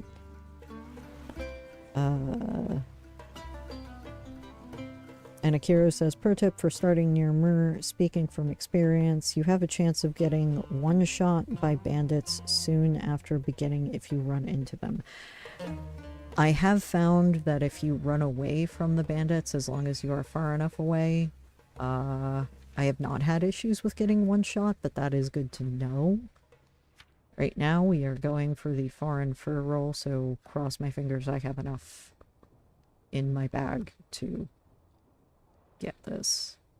I should, because I have a lot of... most of what I'm going to try to get rid of are the heavier items that I can't use for quests. And that are not necessarily valued as highly by other people. Gems are pretty universally valued. The not invitation. This spirit invitation just summons you a little spirit companion, so you can sort of have a pet. Oh god, there's a good folktale here, and not reading. Also, some merchants will, the trader will value less, and some will value more. I am going to move one of those over. The Maisu Ghost Ring can be used for a quest. Let's see, those items. These items are larger, and I don't have a use for them.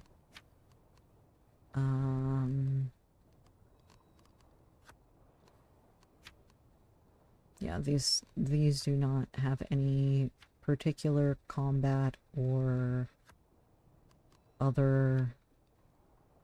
See, the fine comb is very, very light, so I don't know that I want to trade that. Silk Scarf doesn't have any bonuses. This has a fun story. It gives a bonus to sociality.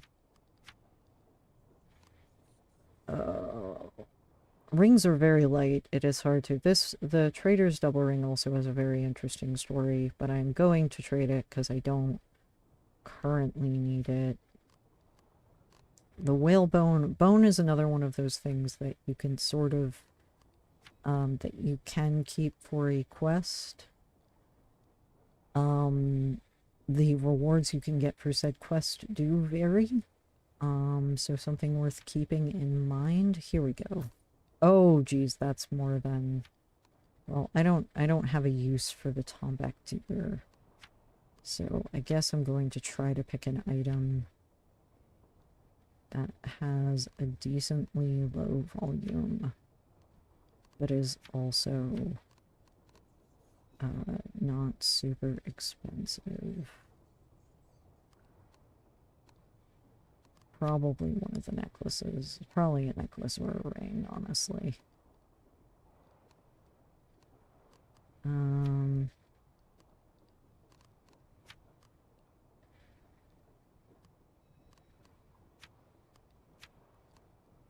Since this does give a spirituality and sociality bonus, I will try. I guess I will keep the ring. And the needle is very light. And we'll keep the scarf. It has no negatives, so it probably is an okay combat item. I don't know if there's anything else. I can keep the... No, I can't keep the knot. The knot is probably... Knot weighs more than the needle, and they're about the same, so I'll just trade value. Alright. This is possibly one of the best bags in the game. I am very glad that they allow you to get that early on. And in order to swap it without hopefully messing up my inventory, I'm going to do this. Yay, inventory updated. Now, the thing with bags is they weigh a lot. Their volume is usually very high. So the first thing I'm going to do, or the next thing I'm going to do after getting this bag, is go into town and trade for a fishing rod.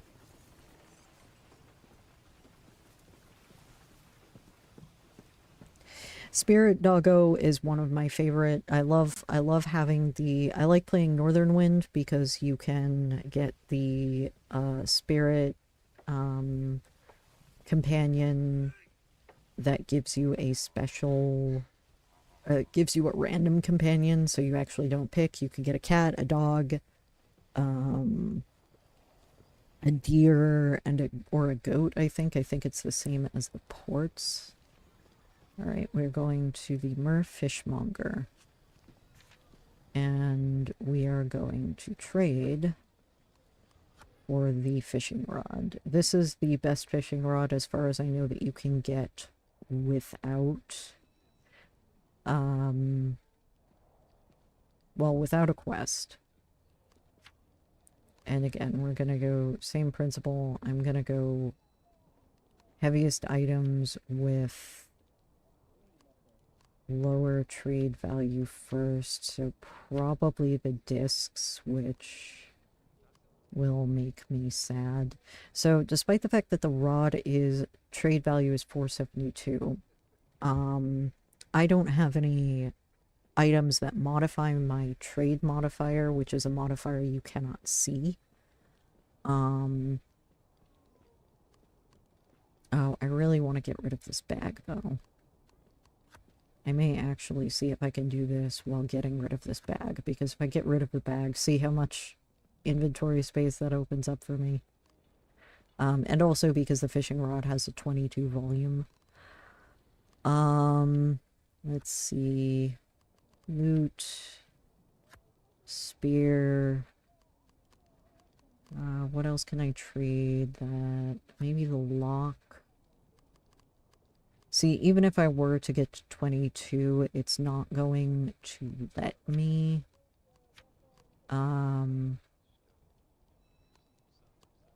It's not going to let me trade for it, specifically because, oh, this has a -1 spirituality.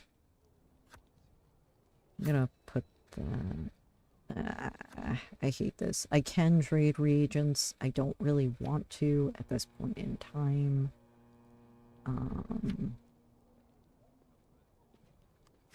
So I want something that's close to or slightly under 100. Guess we'll try to do this. I can put the needle back, yeah. And I can, oh. Whistle is one of those small skills that isn't necessarily as worth it, but I love having whistle if I can. Actually, technically, it would be better for me to have worms. So I guess we're just gonna go for worms. Oop. Because having extra worms is useful. So actually we are gonna trade the needle. And how many can I get? Probably 2 more. Oh no, several more.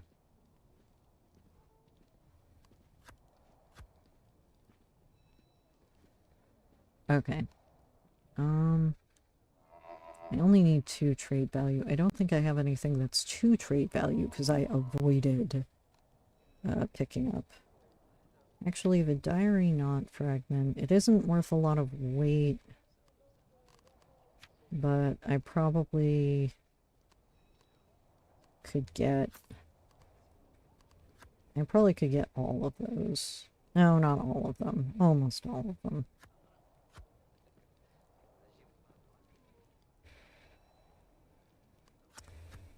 Move 1. Alright, there we go. We have a fishing rod and worms, and when you get the fishing rod, your skill book permanently has the fishing skill. This is extremely useful and well worth leveling up. Fishing is possibly one of the first skills I would low-level skills I would suggest getting, along with the Kilimsgate, as it's one of the only teleportation knots, and it can get you back to a central hub. And Velen so that you can read. But now we are going to open up our fishing rod and do a fun thing. Where did the worms go? There they are. And we're going to put the worms in the fishing rod. Move all. Now, occasionally it will look like the worms are not in the fishing rod if you open it up after you have moved it to your main hand slot. They are there. If you just add more, they will reappear. But it is a good way to hold worms because there is no limit to how many can go in the fishing rod. And as far as I know, they do not add weight when they are in that pocket.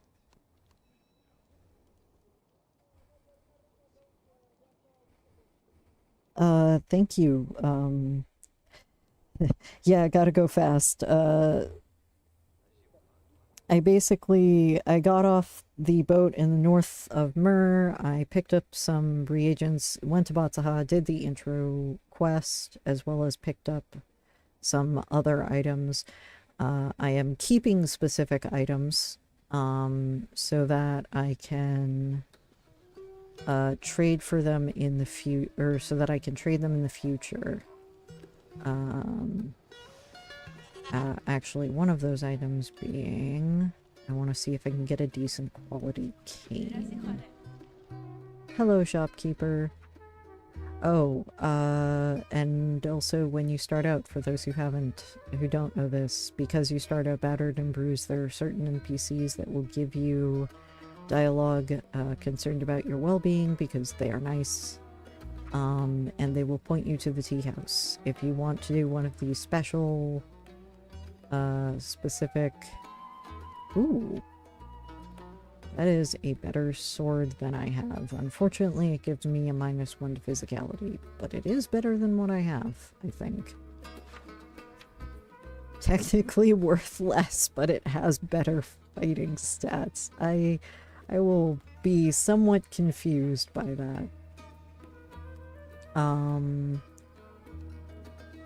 You know what? I do not know if I can pull... Do I have enough?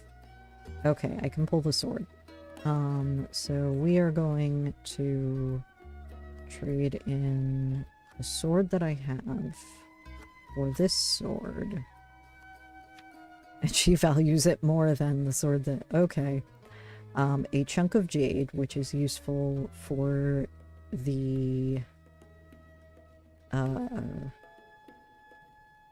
specifically useful for the quest that also has the sturdy hemp rope. And then... I guess I will just use 1 acorn. Can I get assemble fireplace? Assemble fireplace and wind shelter are good to have as well. Particularly because they, if you are an eastern wind, they are free and they also allow you to,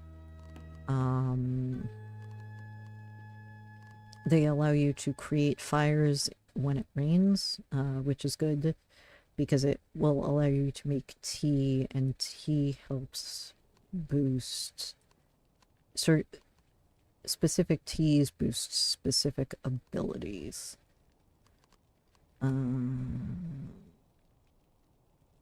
So those are useful to have. They're not the first...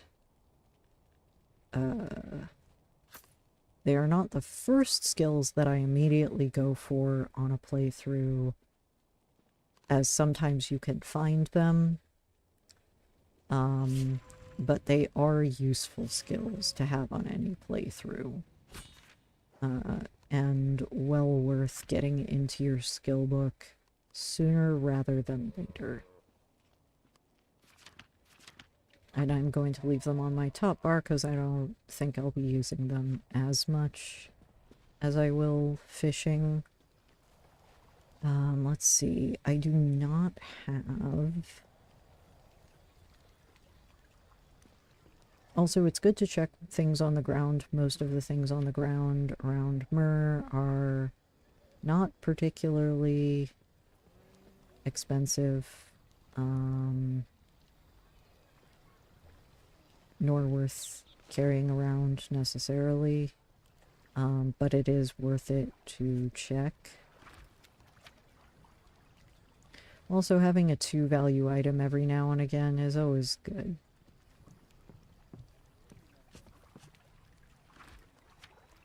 Nails. Nails can also be used for a quest and are during the day, and you can carry a fair amount of them if you don't have a lot in your pack.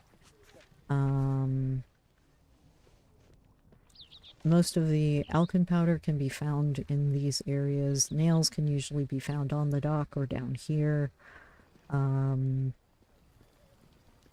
Wonder if I have enough. There is usually a mechanics endeavor on this side of the... while we wait for the ferry back to Batsaha. The nails can only be turned in during the day, though. Let's see, do I have enough mechanics to do this? Yes, I do.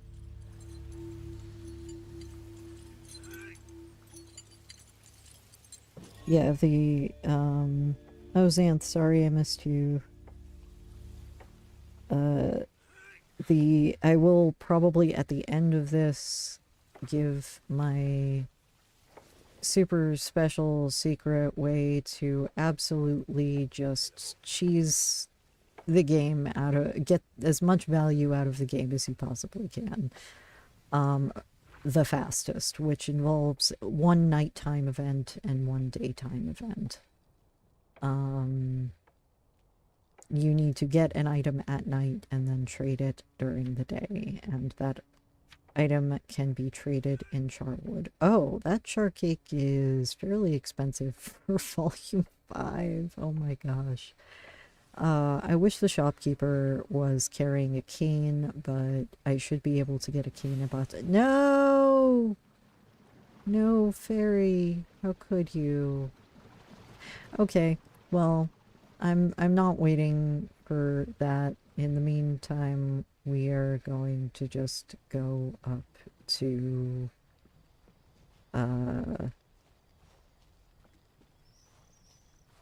the brim of Arabat right above here, and I am going to try to... I'm going to show one of the places where you can fish some of the best fish. Yes, I showed the broken boat earlier because that is actually where I started, because I started with a 2 in mechanics. I started this character out with their base bonus in mechanics, because my favorite to start out with is physicality. My favorite bonus to start out with as my base is physicality. However, the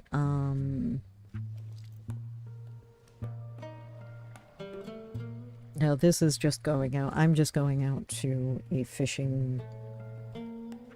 Since I basically ran through the brim of Arabat before, and I did not show the fishing locations. But since I have a fishing rod now, and bait, I'm going to briefly...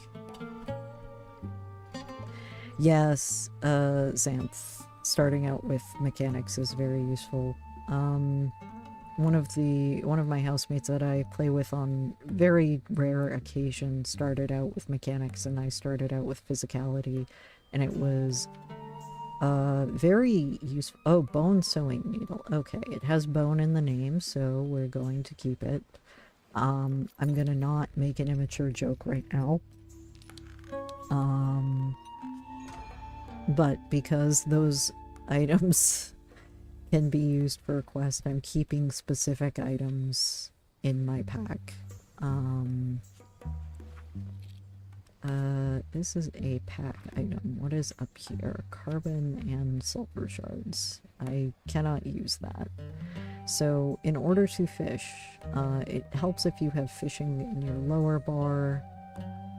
You have to have your fishing rod equipped, otherwise it will just, well, tell you to equip it. I'm gonna swap it out for the sword. And then we are going to fish. Now, if you are far enough away, or if you are too far away, what will happen is it will give you a little mini game. I don't know why it's making that sound, though. That is odd. Since there was the recent inventory update, I'm assuming there are a couple of bugs. Yeah, that had to have done with... and when you first start fishing, chances are you will consistently have things escape with your bait.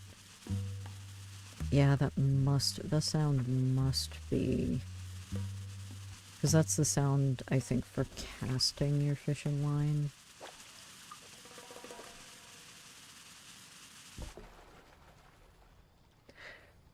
Yeah, for fishing, also because I only have a 1 in my fishing skill, I am probably not going to catch anything.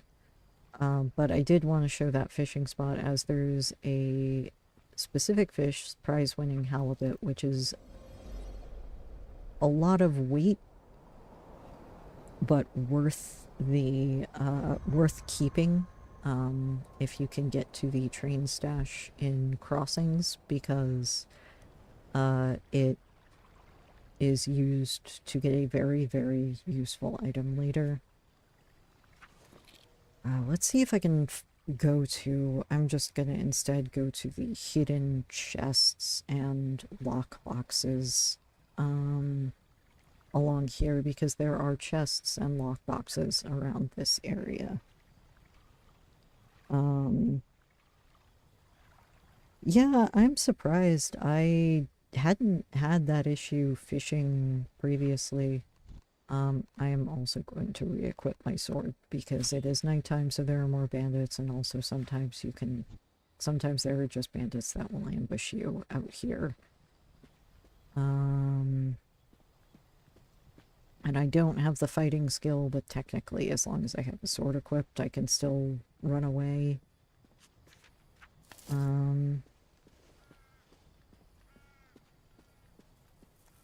This NPC a little further north up here in front of the rock is, if you can't talk to him here, that is fine. He is for the quest that has to do with the fishing in that location. Just if you do go fishing in that, there's one of the hidden chests. Not worth it. Volume ratio, not worth it. But he is worth talking to if you see him up in Traveler's Meadow. Let's see, if you take the map and you zoom out, I'm in Brim of Arabat, Traveler's Meadow. That is where his quest actually starts. And again, is well worth going all the way through.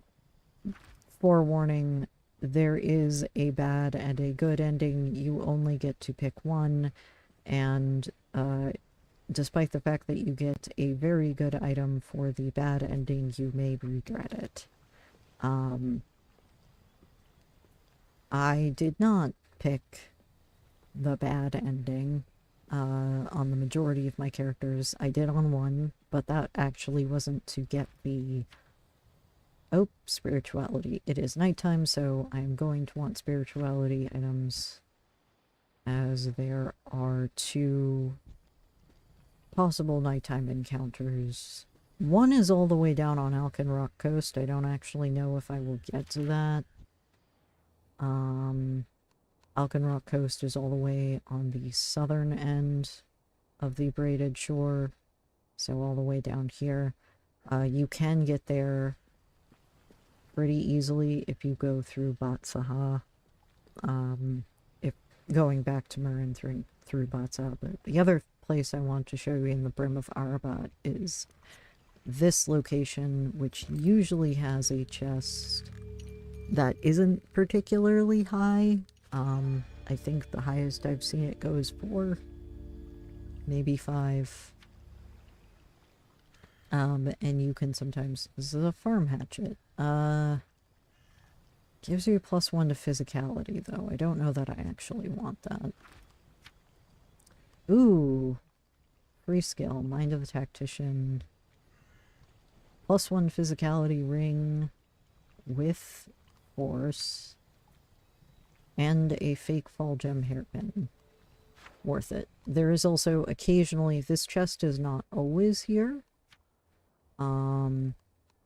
Right now I am mostly just trying to equip items that don't give me negatives, but aside from to sociality, since I'm not doing any of the quests that talk, or where...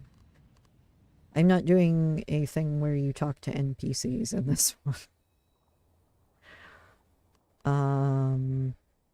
I don't have any gloves yet.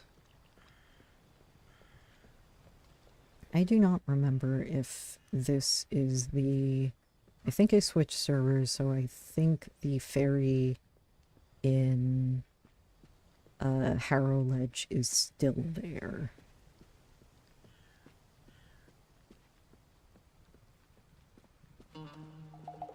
Skills and loot are great. It's why,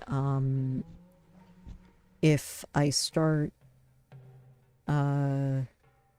it's why if I was going to start a character like this, where I'm starting from scratch, from like, after having played the game for a bit, or just spoilery, start from scratch, get items as quickly as possible, that's why I started with,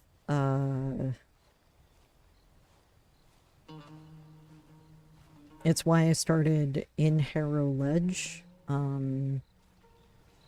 The other, obviously the other option is just start in Batsaha. But if you start in Harrow Ledge, you can also occasionally get items. Speaking of which, what is my mechanics at? It's at +3. I think I have other items that will boost it. I do have several physicality boosting items.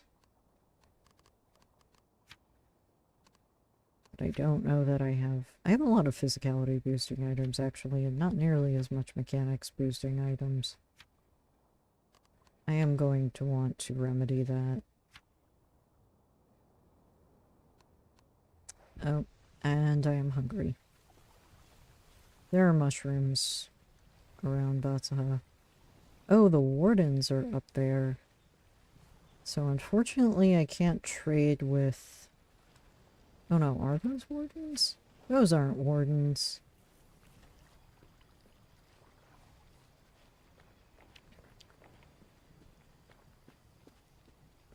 There's the Tabakto. These are the bandits that don't generally attack you. You will usually be able to see their names.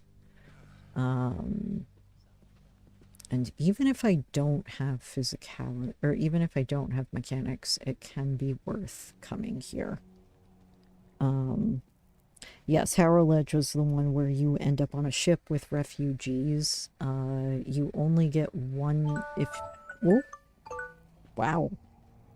It's later than I thought it was. For me. How much physicality do I need? Oh god, I need 4 more than I have right now. So, this is where we dump most of the mechanics items back in here. I think this is a mechanics boosting... Yep, this is a mechanics boosting item that I have.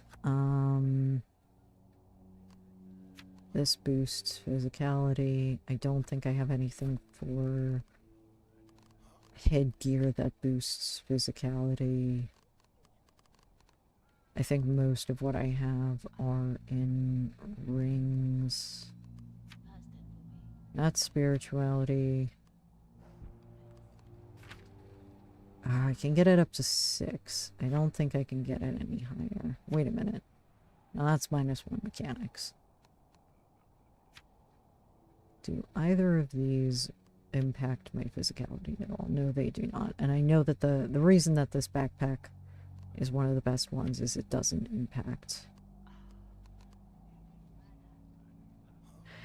I might actually be able to get a physicality boost from another item. Ah, I need 2 more. I hate that. I might be able to get another item from this area. Offhand boosts physicality. Not something I would normally pick up because it gives you burden, but it's worth it. And relatively okay bag. I am not going to be able to do any of the mechanics puzzles up here, I don't think. Well, I changed out my items, so most definitely not. But, oh, we are going to take these because I might be able to trade them. Hello, Batsaha Merchant. Do you happen to have... Strong physique, boosts physicality. Haha, pouch of gulf weed, boosts mechanics. Uh...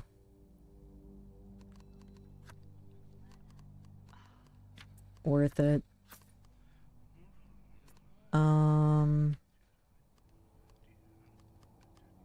Is there any... You don't have any other items that are worth...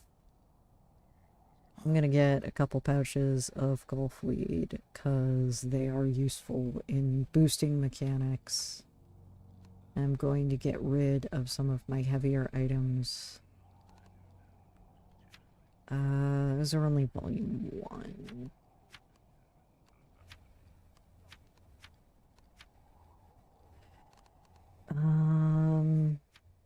Oh, that's volume 22. That's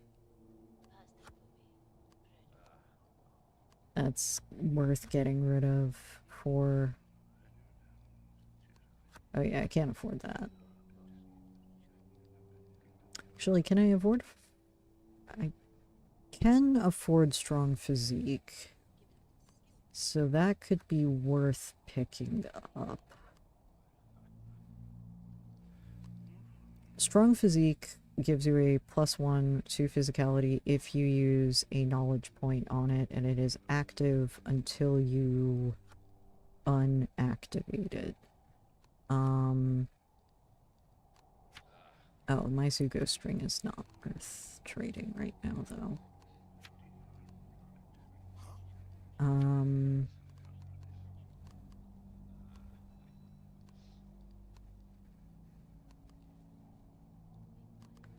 I thought there was one other item over here that didn't have any bonuses whatsoever. Silk Scarf has no bonuses.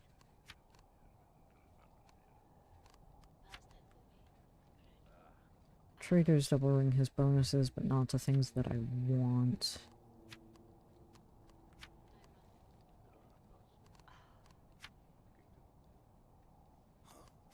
That is very light and not necessarily worth parting with.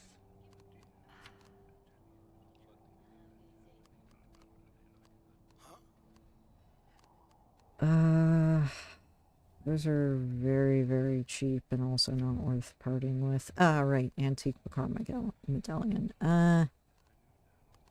It's worth stuff for fighting, but...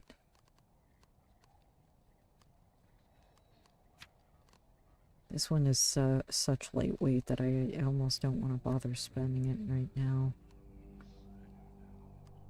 Alright, I'm very close. So we're gonna try to...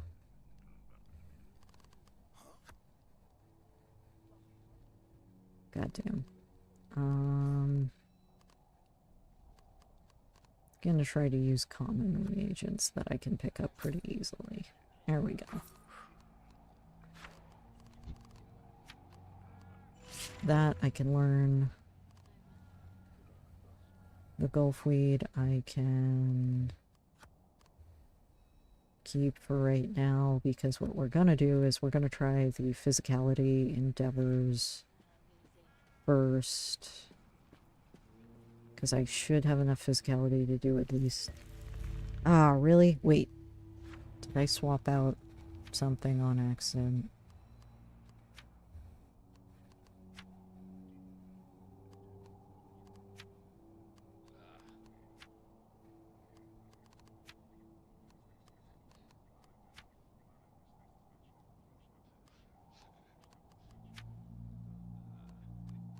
I did not. Sword doesn't have -1 physicality, does it? Yes, it does. That's what it is.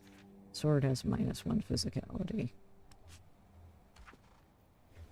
There is a way that you can get the blade to not boost with the fur. Yes. I only currently have the fur-lined boots on just because. And here we go. Yes. Okay. Thank you. A good quality back piece. A spirituality plus and a common girdle. Okay, those do not give me endeavor bonuses, and usually I would say for the volume to the weight, the hat isn't worth it. The umber back piece, I do not remember if you can use that for the quest. But I also don't have the,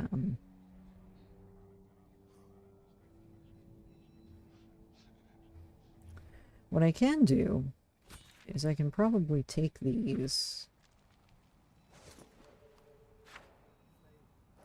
and probably take all of those items and go trade for a much lighter weight item from this merchant right here. Oh, the Batsaha sandals. I forgot about that. Actually, those might also be worth it. This is 3 volume and very much so worth it. I don't think the Veil of Batsaha or the Bands of Batsaha give you a bonus. Aside from the Bands of Batsaha are some of the only arm items that give you pockets. So, for right now, I am going to trade out the boots with the fur. Unfortunately.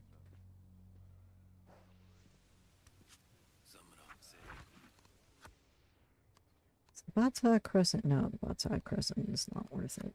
We're gonna trade out the boots with the fur. The cloth hat, because I already have something that... Oh. Oh, the naval blanket I was keeping because it actually gives me a bonus.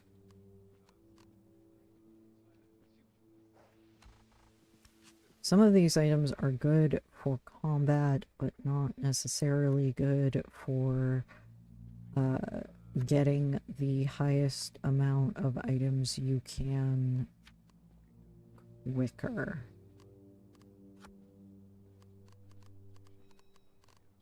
Which is why I'm trading out for discs, because the discs take up less space and are worth more.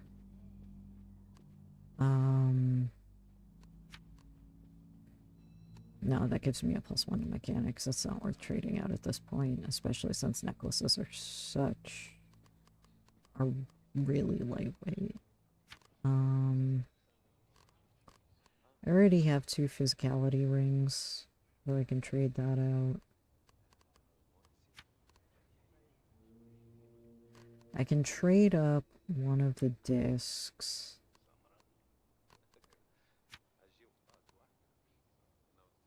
Yeah, I can probably trade out one of the discs. Nope.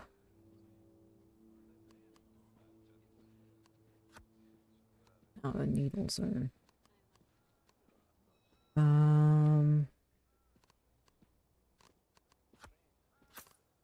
Also way too much. I'll do... No, Trader's Double Ring does give you a spirituality bonus.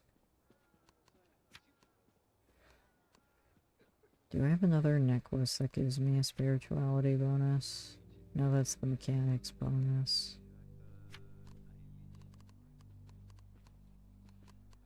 I can probably trade out some Gulf Weed. The Gulf Weed isn't really gonna...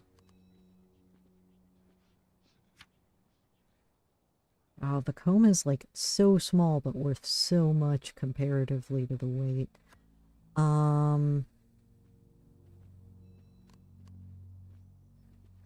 Oh, that is a decent value though. It gives me 30. So if I move... I still have 5 or 4 of those left. And I should be able to get the rest of this with the reagents.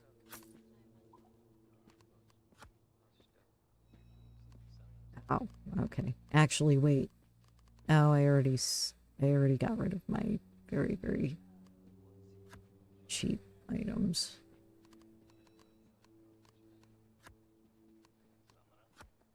That's fine. It's worth it for the new shoes, since the other shoes didn't give me a bonus to anything. Alright. Now let's check on the only other physicality endeavor I know of over here.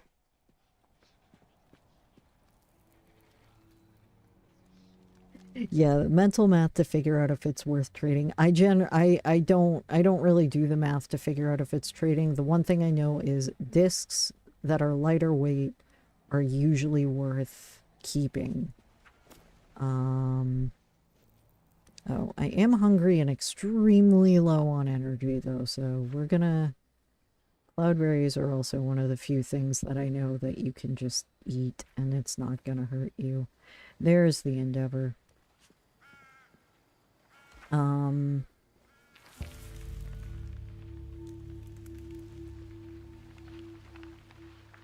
Snack break. Quick snack break. Eat flour. Flowers and mushrooms are basically the reason I almost never carry food. Oh my gosh. A +3 to spirituality. A negative to everything else, but it is a +3 to spirituality. This probably weighs more than what I... It weighs volume 5, that's not bad. It's not worth a lot, but... It's worth it if I can get... If I run into any of the high spirituality endeavors tonight. I didn't really get any more items that gave me a bonus to mechanics, though, so... I don't think I'm gonna be able to do the mechanics endeavor over here. I know that this gives me a minus to physicality.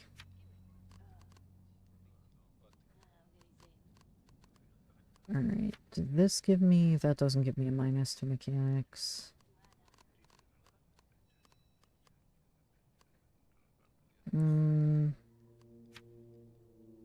I wasn't able to get another mechanics ring, sadly. This must be the mechanics necklace. Is this the one that has... Nope, that's spirituality. That one I will probably trade out because it has a spirituality +1 bonus. Instead of the +3 bonus from that. And this only gives me a +1 mechanics for a few minutes. So I don't think there's any way for me to hit that requirement.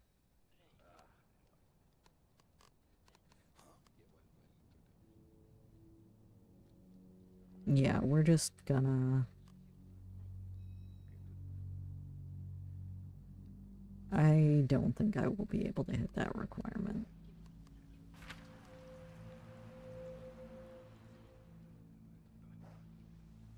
That is like, I have 4, and I don't think I can get any more than what I have right now.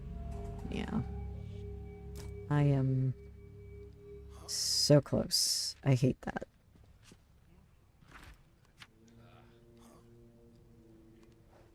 Yeah, because none of those gave me... It's worth it to do the physicality. This is why I say either start with physicality or mechanics, because usually the physicality can sometimes get you items.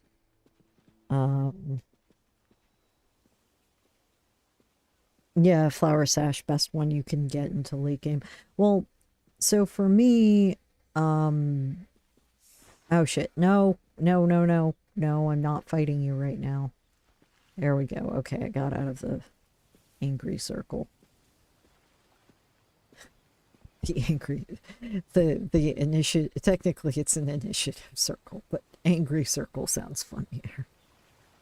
But yeah, if I'm starting out with a character, I usually don't do combat right away.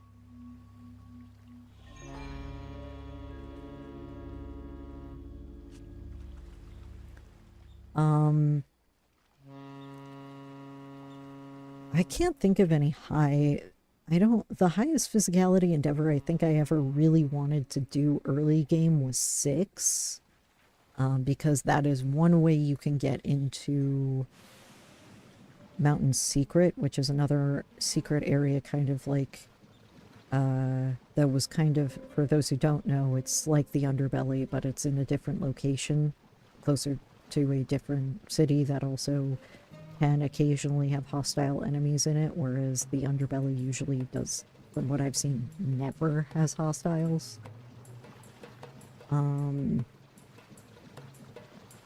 Mechanics requirements usually get you better loot in the long run, particularly from that location in Harrow Ledge.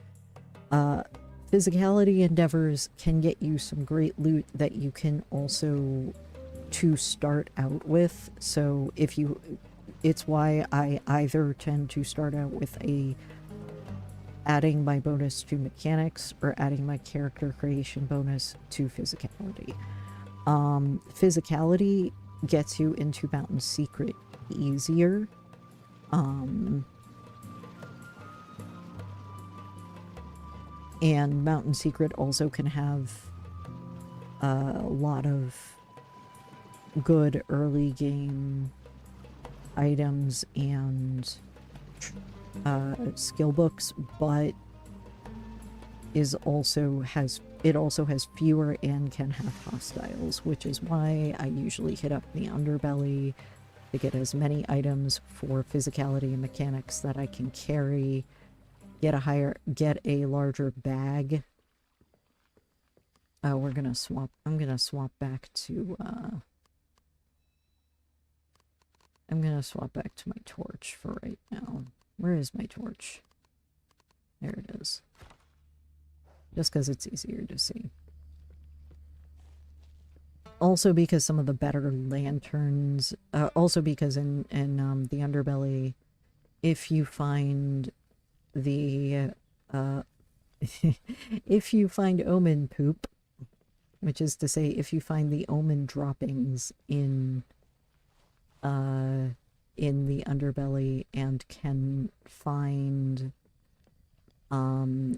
Professor Cavalinea, who is usually walking around a waterfall on the southernmost section.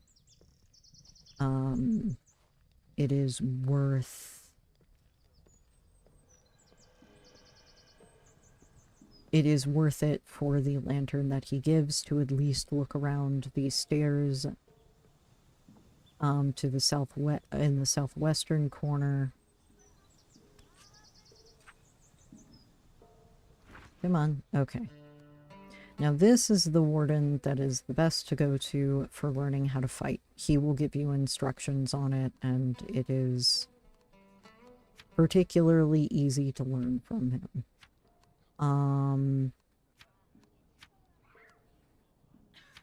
I don't think any of these are things I want to trade. Oh, right. I can just trade a... Guess I'll just trade this.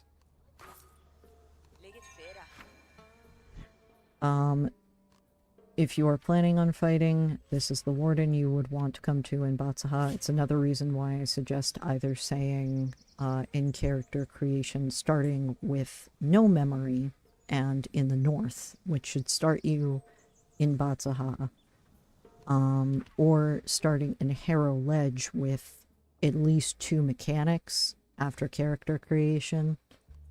I'm not really wearing armor right now, so I am just going to train my weapons proficiency.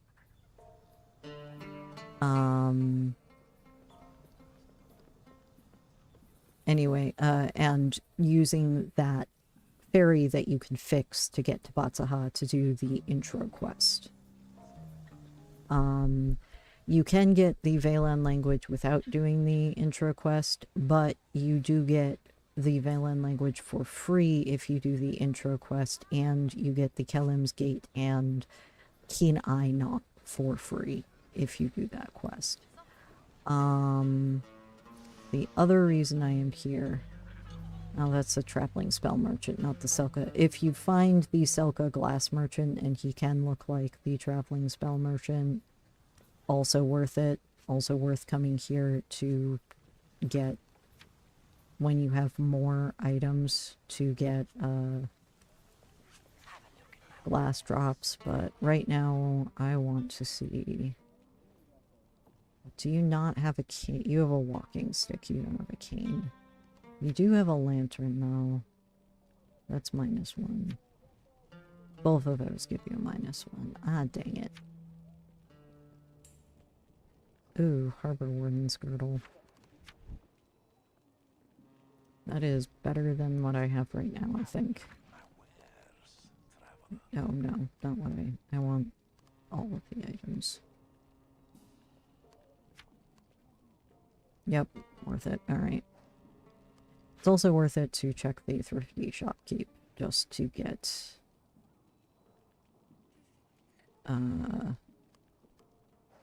more items that are better. As of right now, obviously, I'm not really caring too much what I spend. I'm just trying to hit as close as possible to what he will give me while saving specific items for quests later. No, he devalues clothing.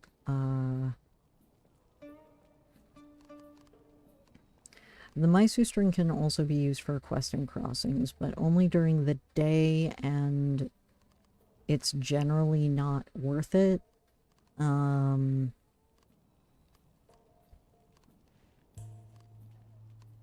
So it might be worth getting rid of both of these. Yep. Aha! Exactly even trade. I love it when I can manage that. That feels good. Alright. Now the only other thing that I need to do... Oh, I guess there are some endeavors, or physicality endeavors in Charwood that are 12. Some of the ancient debris ones are 12. Yeah, it's a rush of dopamine when you get the trade exactly even. You want it as close to even as possible, but...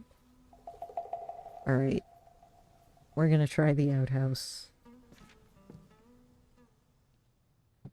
Please have the item, I hope you do. Ah, no. Dang.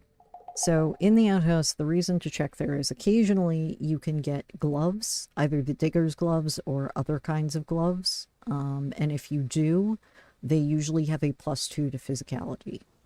That is not always. I think you can get the salt-stained gloves, and I don't think those have a +2 to physicality. Oh.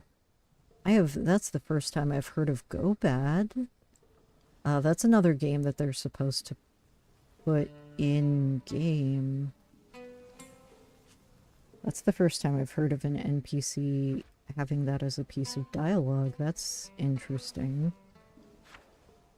Maybe they are putting Go Bad into the game soon. That would be nice. But yeah, I always move the worms into the fishing rod just to keep them out of the way.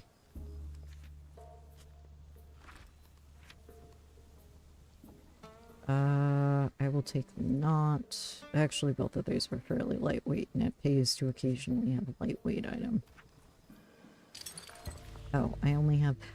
Oh, I put my... This has a -1 to mechanics. That's why.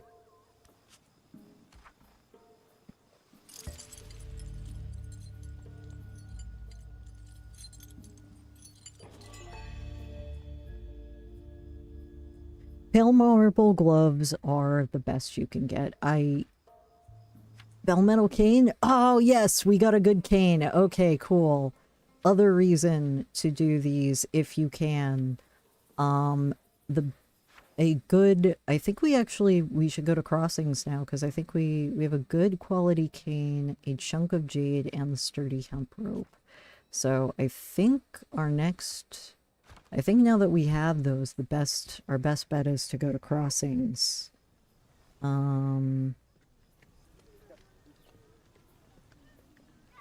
Oh, if we are going to crossings, are you who I think you are? Excuse me, was that about Eastern Wind? Don't blame the Eastern Wind if you act overzealously. Okay, I feel called out. Although I usually play Southern Wind.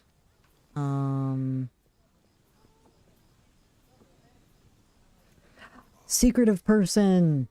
Oh, I have not seen you in ages. I was trying to find you on Friday. Secretive person is another NPC to look out for, in the city.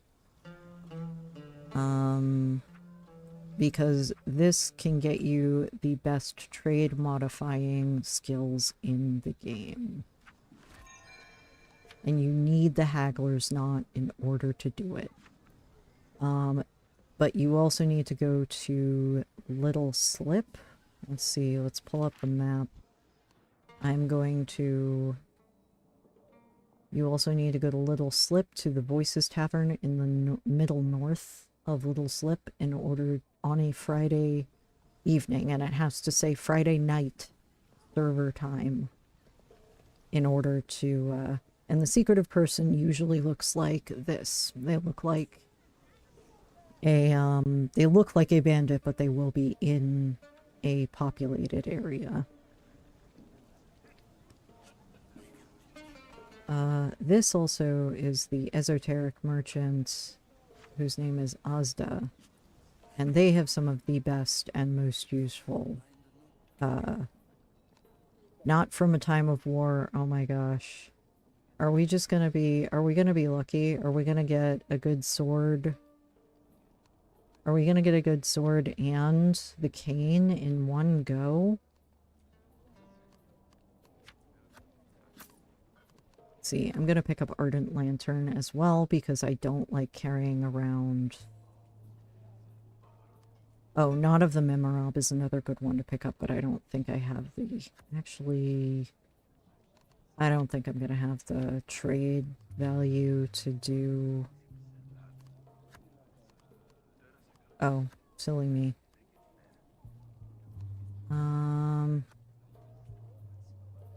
Is there another thing I can give you? That... I can't give you those.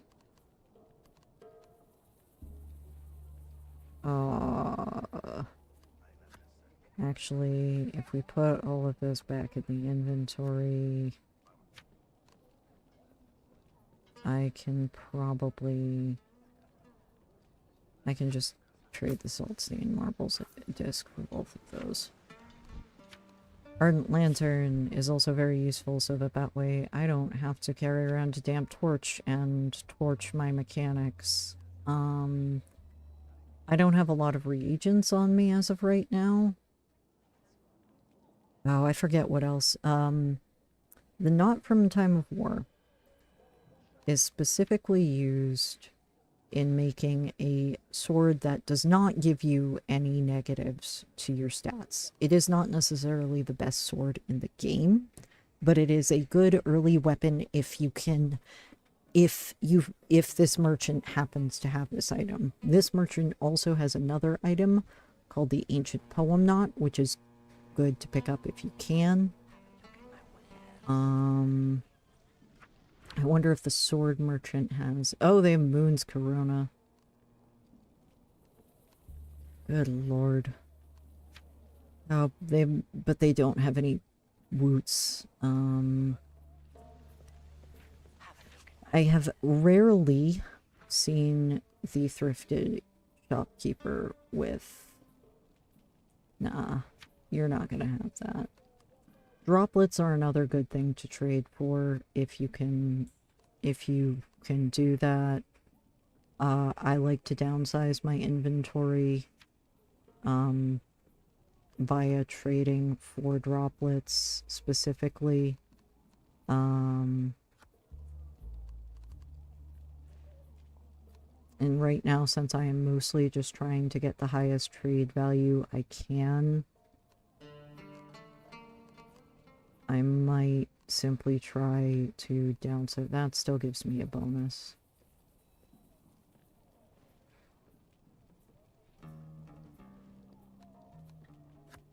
I might still try to... Oh, jeez. I don't want to move all of those. I'm not going to trade the sulfur disc. That's not worth it. I think all of these give me a bonus that makes it worth keeping. Actually, what is it? Does this give me... That gives me a sociality, not a spirituality bonus. Okay. I do have that belt that gives me +3 to spirituality, though. Actually, let me double check. Backpack. That's +2 to physicality, not spirituality. Okay. No, but I do have this, which gives me a +3 to spirituality. Okay. Alright. Yeah, it's worth getting rid of that. Yeah, the droplets are much lower weight. Much lower weight.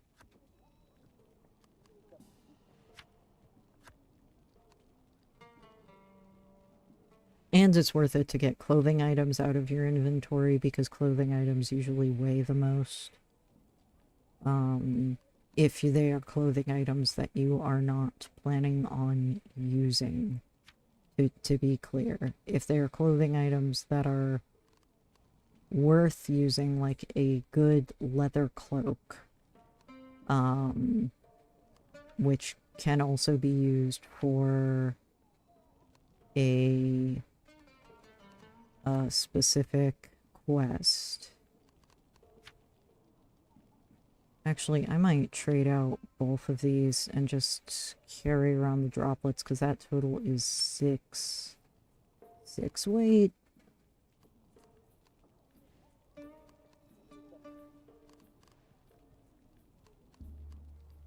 Six volume, and these are 0.5, so yeah, may as well trade out both of these to just... I don't think I'm gonna be able to do all of those. Yeah, I can trade more of this. Oh, that's 900. That's much higher than I'm gonna put one of them back. 2. Okay, and now... Oh, please tell me I have... Oh, that is worth 3, but... no, that would only give me up to 5. We'll just do a seashell. Oh no, I need 100. What am I doing? I don't want to do the Trader's Double Ring because I do want to keep the spirituality bonus. I don't need that much Gulf weed, probably, and it does take up more room. I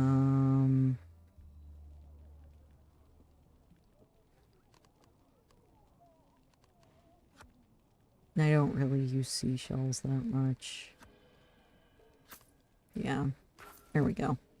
Now we have some droplets. If you can find the Selco Glass Bender, glass drops are the best value per weight that you can get. But most droplets, whether it's cobalt or jade, give you a 0.5 volume per droplet and usually have a much higher value than a lot of other things in the game. I wish I had a Woots droplet. I could... That is the third item in the... That is the third item in the sword puzzle double trouble. I have found bandits in populated areas, and I have found bandits in the populated area of Batsaha. Usually they are around the edges. Since we are...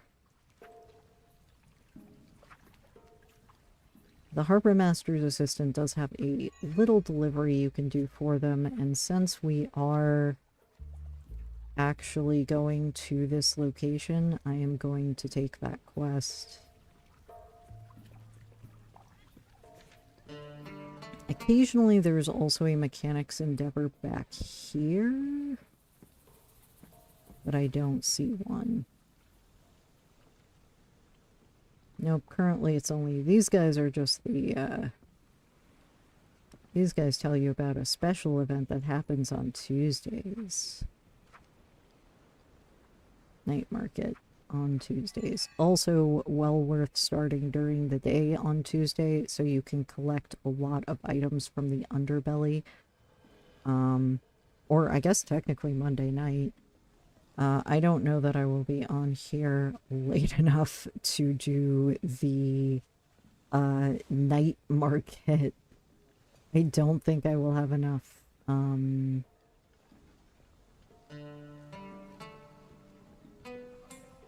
Oh, what's it called?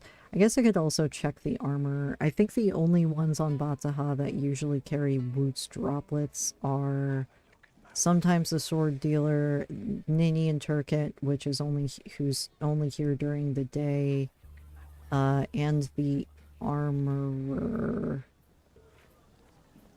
I think sometimes the thrift store keeper has them, but not often.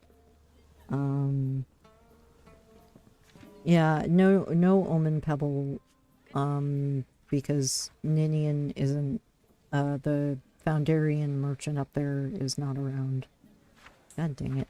Hey, behave. Nope.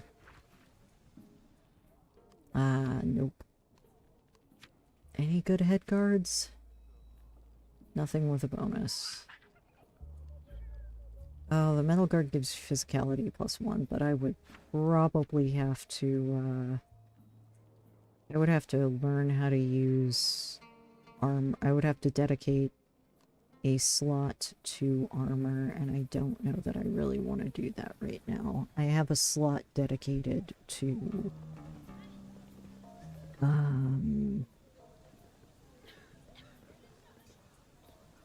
I have a slot dedicated to...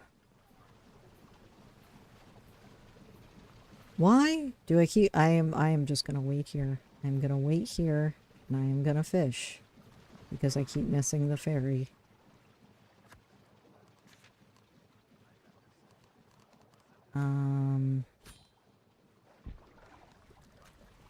Because there's fish right here.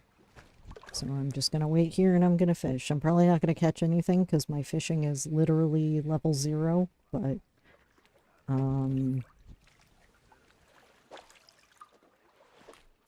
I am on... Oh, I did catch something. I caught a Batsaha crab. Nice. I am actually just going to eat that because I don't have any food on me and my energy is super low. I do not remember what server I am on right now, and I don't necessarily want to check while I am in-game.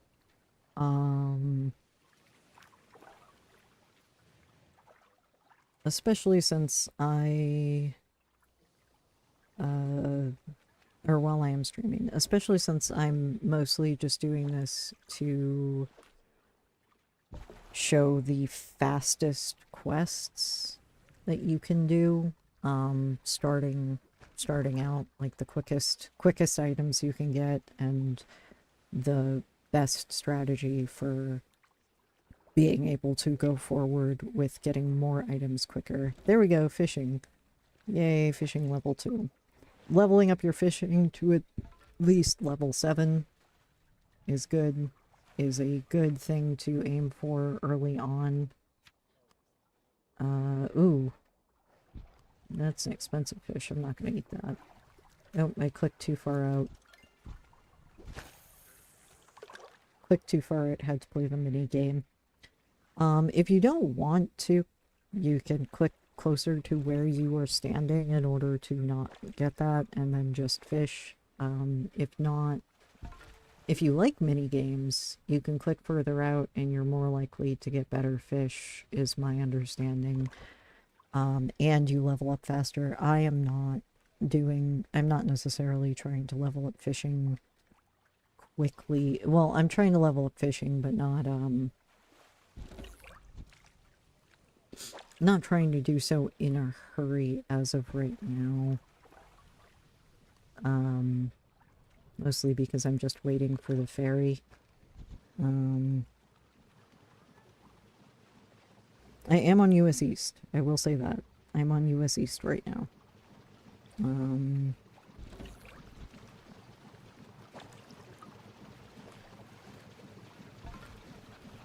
Okay, we're gonna take a crab. Crab isn't worth a lot, right? Nah, not really. Eat so that I am at full energy, and we are going to go to crossings and hopefully get a good... honestly, one of the best offhand, in my opinion, one of the best offhand items in the game you can get is at the Crafter's Pavilion in Crossings. I have used it on pretty much all of my characters. It does not give you a bonus to any of your abilities. It doesn't give you a bonus to mechanics or anything like that, to any of your talents, but it is worth having. So that's why we're going to go to Western Verve, see if we can pick up some more items, and then go to Crossings. The other thing... you can't really... Getting a cobalt urn early on is RNG. If you get a cobalt urn early on, keep it. It can get you one of the best free mechanics tools in the game.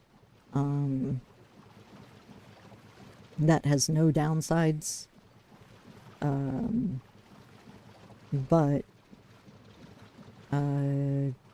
it's... The cobalt urn is kind of a random find from a variety of places. We could have found one in the underbelly, but we didn't. And I also, by the time I left the underbelly, it was dusk, so I wouldn't have been able to turn it in anyway. I think the plan currently will be head to Western Verve, see if there are any interesting items worth grabbing. Welcome to Western Verve, by the way. And then head to Crossings, and then I am going to pick up one of the most important items for this run from Charwood Forest. And I think I will probably end at some point after I get that.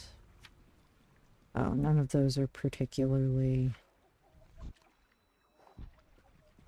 I'm gonna see what else I can find around here. There are a few locations for bags in Western Verve. This is one of them. And also occasionally has useful things. We're not... The other location is over here, but it looks like we don't have any. Western Verve also has a lot of reagents, which are worth grabbing. The main reagents that are really worth grabbing are... along the shore you can find driftwood dust. Oh, I do not have my mechanics set very high right now. I am going to trade out that for the cane. I don't think I have any other offhand item that gives me a mechanics bonus.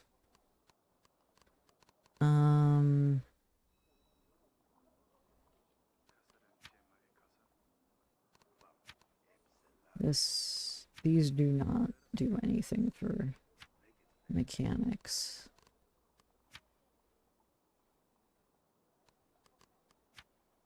But this gives me a minus to mechanics, so we're gonna take this off for right now.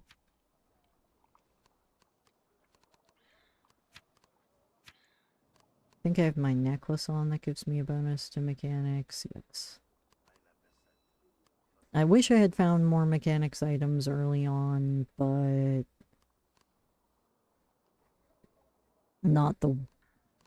considering what I did find, not the worst haul I could have gotten from the underbelly.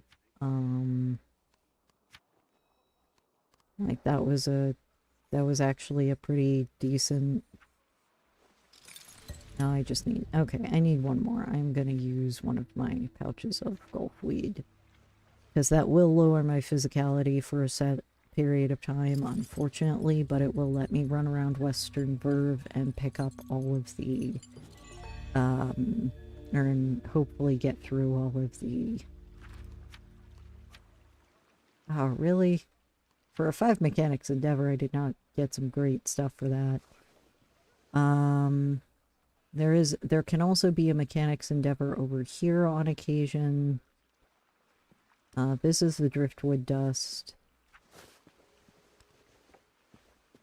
There is a lot of reagents. Pure soot is useful for one of the portal spells, so again, that is worth holding on to.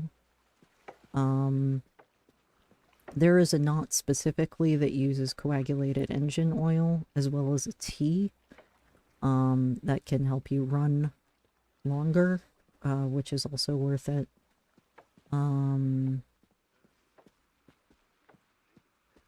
But we're not getting a lot of driftwood dust down here, it looks like. So we're gonna try to... There should be another mechanics endeavor up here. There it is. Interlocking mechanisms are... Oh, there is also a bag. I may pick that up, but I don't know that I want to. Let's see if we can get this one done before the Gulf weed runs out. I think we're far enough in the video that I can use the word weed and swear yet.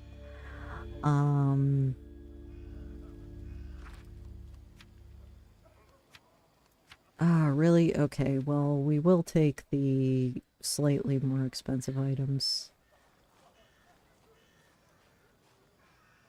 Oh, the other locations you can find coagulated engine oil are... And also the way you can tell something is a reagent is if that leaf icon pops up before you pick it up. Is back there. This, I believe, is either roots or soot. Yep. And there is occasionally coagulated engine oil over here. Okay, other thing. Grain stash. This is worth putting items in. The Traveler's Knapsack is only a backer item, so the Haggler's Knot is going in here because I cannot use that until Friday. The Whalebone is heavier, but I could possibly use that for a quest. The sulfur grains are worth it for a quest, so I'm leaving those in there.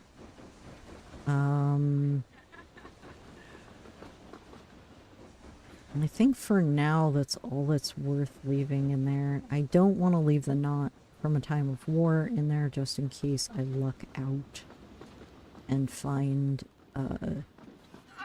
Roots droplet before. Oh, sometimes you can find Roots droplets from merchants.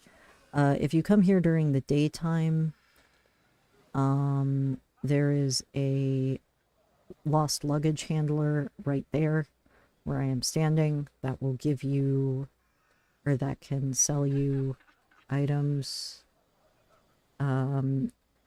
Yeah, sometimes I have had very good luck and gotten very expensive items from mechanics endeavors in Western Verve. Sometimes I do not. Alright, I will try to get to the Charwood item.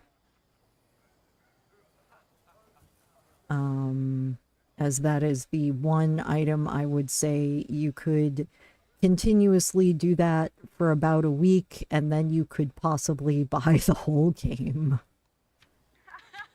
Yeah, all of this stuff is not worth it. It's worth it to pick up worms for an item that you can get later, but you need 99 of them. I will probably buy more worms if I cannot pick up 99 tonight.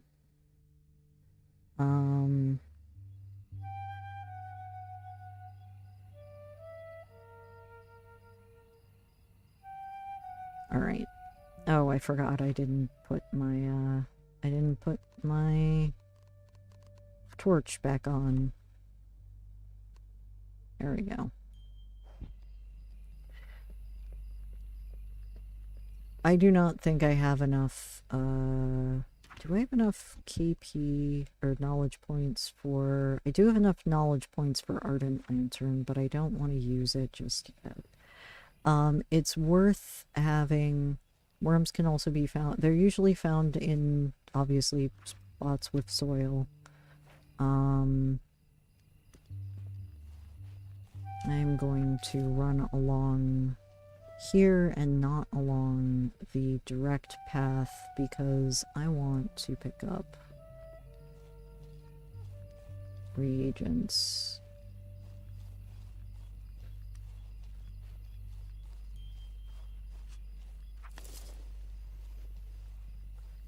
I mean, the charwood item is also an item that you can get, and then you have to trade to a specific NPC in Crossings, Ethel the Knotbinder. And then you get an item that is pretty lightweight and also very very expensive, especially if you trade it to certain people. But here we are at the Crossings Pavilion, and this is the place where you can get the jade-tipped cane and the sword that I was speaking about, which, if I had a roots droplet, I would. This is Mehmet, the person that the assistant harbor master was talking about. And the reason that I picked it up is because this is going to give me my first Knot of Thankful Wishes. I feel bad delivering this poem to Mehmet every single time, because he gives you a Knot of Thankful Wishes, but he says in the future you can just drop the messages in the verve. There's the King Master. So he is an artificer. This pavilion makes enchanted items. If you bring me a good quality cane, a chunk of jade, and sturdy hemp rope, they tell you what items to bring them. So good quality cane, chunk of jade, and there's my sturdy rope. And then you get the sturdy jade-tipped cane, which I think is the cane that is literally carried most of my characters through the game that I have made thus far. And I leveled up. But this is a very good cane for those who want to, especially if you don't care about having a item that gives you a bonus in your offhand. This is a very good combat item because it increases your speed and your ward. And honestly, I am the kind of person who relies on my ward way too much.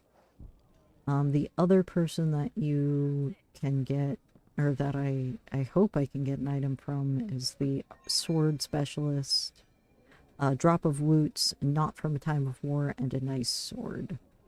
I'm pretty sure it means you have to have a good quality sword, which we do have. I don't know if there is a specific... Please tell me you have Woots drops. They don't often have them.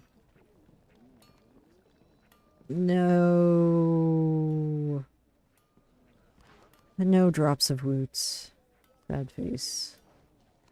But they did have one of my favorite swords, actually. So one of my favorite swords to use is the Riverfield Guard, because while it has not necessarily the most, I would say, while it doesn't have the best stats, it does not give you a negative to any talent that you have. The other good one is the Hooked Crescent, because it gives you a +1 to your mechanics, and it's one of the only swords you can get outside of a... I will actually go with the Hooked Crescent. It is one of the only swords you can get outside of a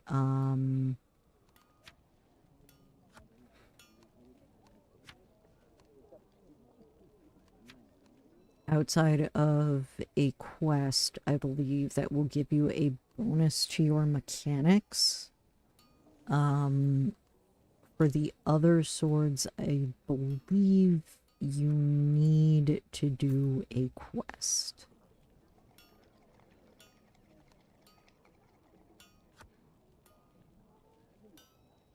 Oh, goddamn. Well, I don't want this anyway, so that's fine. Which is why I'm trading for it, despite the fact that the sword that I had previously was better. This gives me a +1 to my mechanics instead of a -1 to my physicality. And when I start off a game, usually I try to find as many items as I can that will only give me a bonus, and do not give me a negative. Which is the other reason why the other item I'm going to try to find... it's Traveling Spell Merchant. That's not the... is a better light. Nope. I don't... Is it lighter than the torch? No, it's the same.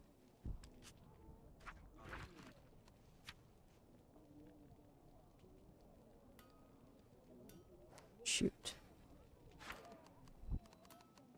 I hate that. Well, doesn't... It gives me a -1 to physicality and not mechanics, but...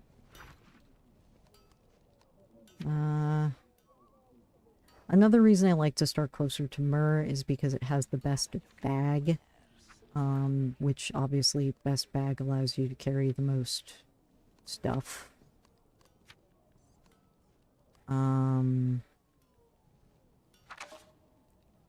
Sorry, that is item. If you hit the question mark on things, it will tell you what it is.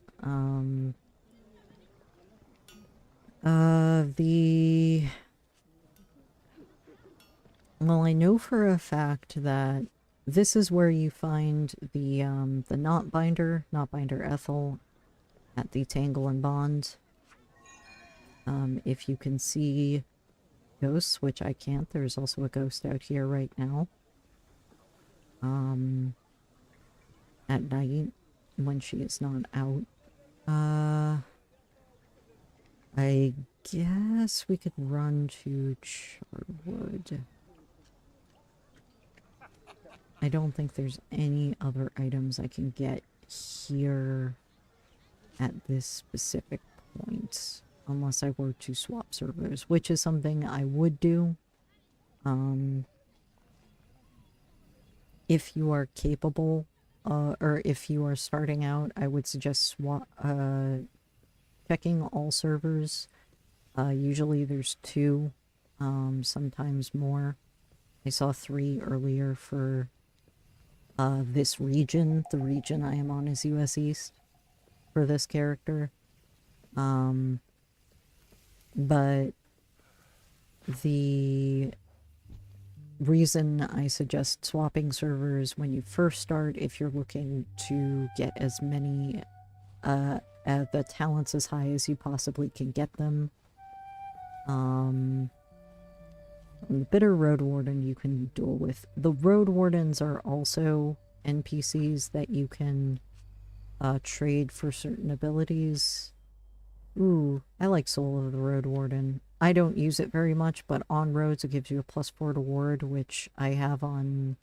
I'm pretty sure I have this ability on absolutely all of my Northern Wind characters.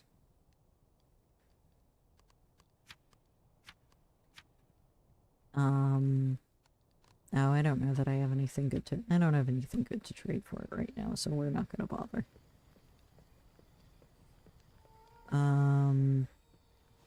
But +4 ward on roads is very useful.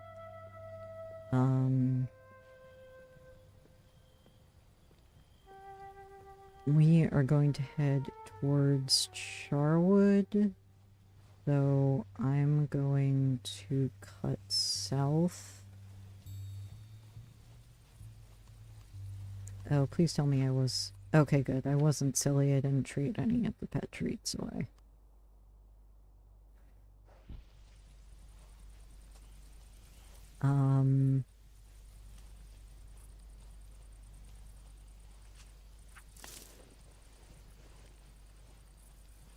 But I prefer to... See, I'm gonna prefer, since I'm going into Charwood, I am actually gonna prefer to have my blade equipped.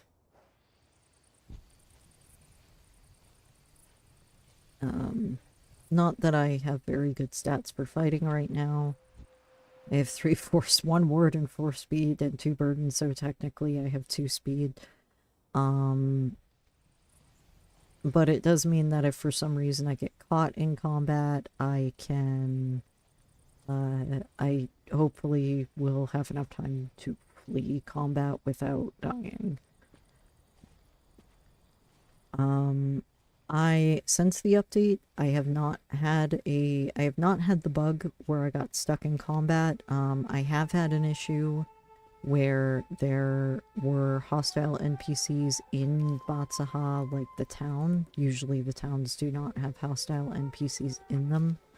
Myrrh and Crossings seem to never have hostile NPCs in the town.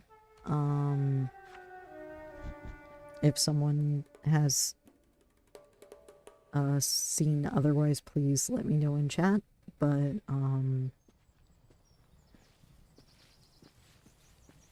yeah, I've never seen hostile NPCs in those areas.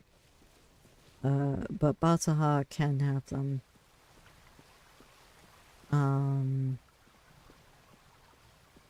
But since this is not a combat video, since this is just a... This is where I would go to get stuff fast video. Another place I would actually go to get stuff fast, because it usually has a lot of items, some mechanics endeavors that reset very quickly, as well as a good fishing, or as well as a few good fishing locations. I think there are either 2 or 3, is Lakato String, which is north of where I am now. Right now I'm in Mistkeeper's Toe. What we did was we went from Batsaha to Western Verve to Crossings, Crossings to the southern part of Western Harvest Route, and Western Harvest Route to Mistkeeper's Toe, which is south of Lakato String.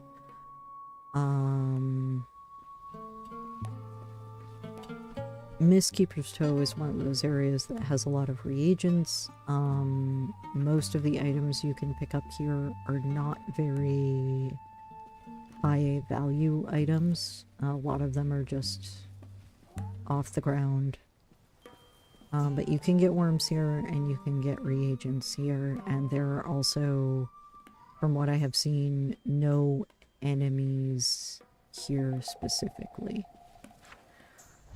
If I was going into Charwood and I was trying to be excessively prepared for Charwood, I would either have tried to find the traveling merchant either along the road in Western Harvest Route, in Charcape Passage, or in Oboe's Pass, which are all areas around Crossings. On the roads you can find a traveling spell merchant that will sell ports, which turn you into animals, and Port of the Deer allows you to move very quickly. And also, NPCs do not see you as a threat if you are, or a target, if you are in a port. The other option is not of the Memorab, which isn't something... This is a hidden area, by the way. Oh, geez, yeah, I'm not going to be able to... I am pretty sure I'm not going to be able to do that. I don't even think if I... Oh, wait a minute. I don't have my belt on. And I am carrying that. I don't think I have any offhand items that, I know I have several physicality items I'm currently not wearing.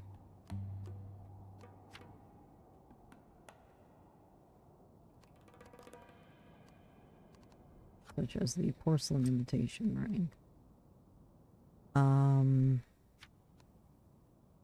Nope, that was my mechanics. Well, this minuses my mechanics. This does not have a negative to my physicality. This gives me +2. And this, I think, is a... Yeah, that's only a bonus to spirituality. Oh, this gives me a bonus to physicality. That's what it is. This and the naval blanket do. Alright. Let's see what we got here. Ancient Debris.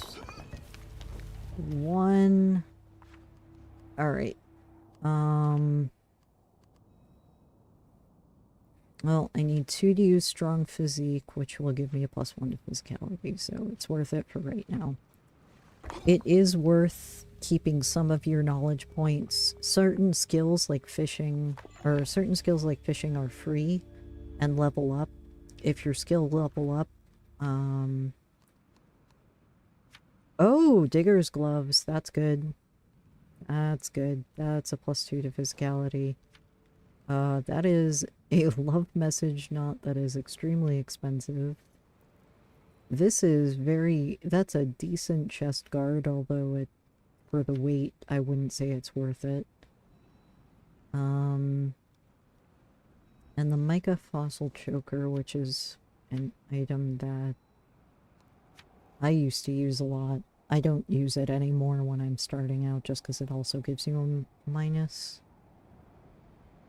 I don't really know that I want to bother with the chest guard, though.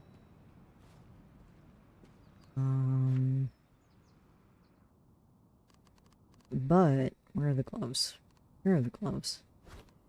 These are the gloves you can occasionally find in the outhouse in Batsaha. There are other gloves you can find there, but these have a +2 to physicality, and as such are some of the other items that I keep hanging around.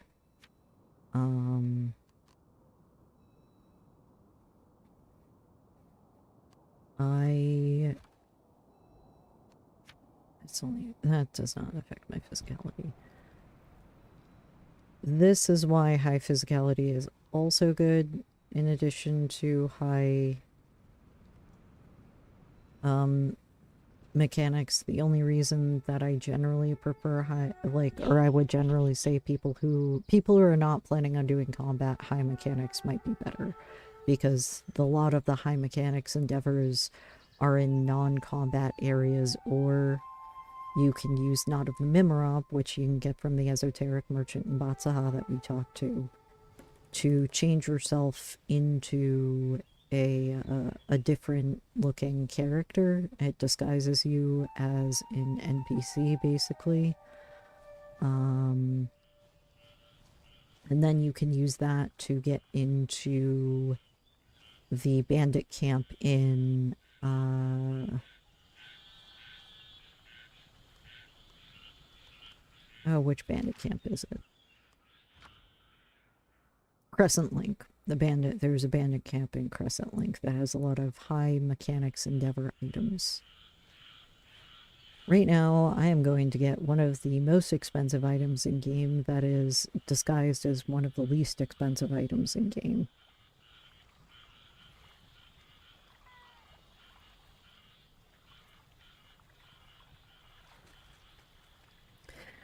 Batsaha having I do not think you should have, I honestly, one of the consistent feedbacks I've given is that I don't think they should have, hostiles in Batsaha specifically because hostiles in Batsaha, oh dear. Cat, don't cause me to, bug out. Okay, so this is Ghost Cat. Now, the thing with pet treats is you can give them to things that are not necessarily just pets. I'm pretty sure you can even give them to goats and oxen. But Ghost Cat right here loves them. Unfortunately, you have to give them one at a time. You get a ghost hairball. And at most, per server, you can do, I believe, 6, which is the only reason why I got 6 pet treats from the merchant in Batsaha, because usually I would do 12, but since this is mostly a walkthrough for the early part of the game, I am only doing 6 because I'm only showing you the maximum that you can get. Do not give away or trade the ghost hairballs. There is even an NPC in the south of Charwood Forest, where we are right now, that will trade for them. And she does not trade for any other items except for the Knot of Thankful Wishes that you can get by doing certain NPCs' errands or favors. Because the Knot of Thankful Wishes and the Ghost Hairballs are both worth 1 trade value. However, Ghost Hairballs from Ghost Cat, specifically, has to be this cat over here. Where'd you go? I was just giving you treats. He wanders around this area. There he is. Yeah. He wanders around this area and can be found lying down and other things like that. But see, it won't let me trade with him anymore.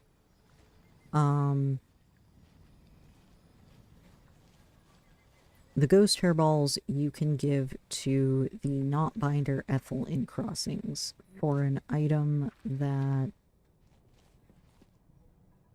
I don't think is worth, that is not worth the wait. For an item that is actually very, very expensive. It is called the, let me see if I can remember it correctly, the Ritual Shiv, I believe. Yeah, it's the Ritual Shiv. You can only get it from Knotbinder Ethel in Crossings after you deliver Ghost Cat if you give the Ghost Cat the pet treats and then get the hairballs. The volume is 1, but the trade value is 1,343. It also counts as an offhand item that gives you +1 spirituality and 1 force. So the trick is you get the pet treats from the Casperson, the pet shop owner in Batsaha, after you do the intro quest. You go around collecting items from the underbelly so that you can get the foreign fur roll, so that you can carry because it's one of the bags where you can carry the most items in the game, or has the most volume allowed per game. And then you come to this northern part of Charwood above the lake. I'm going to quickly open the map.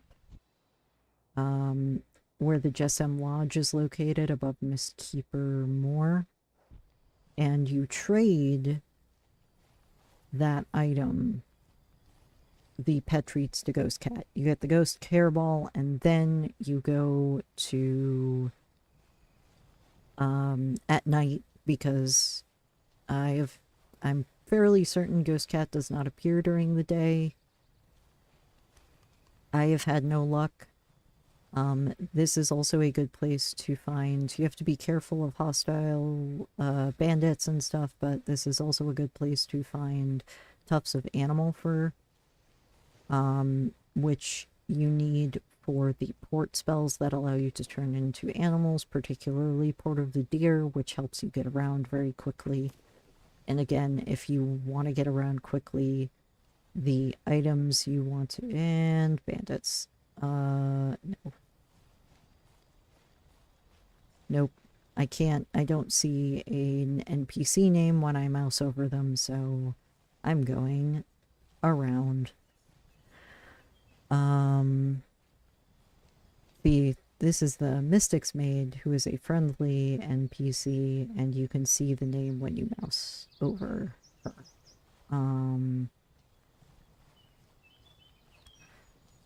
But collecting tufts of animal fur is very useful.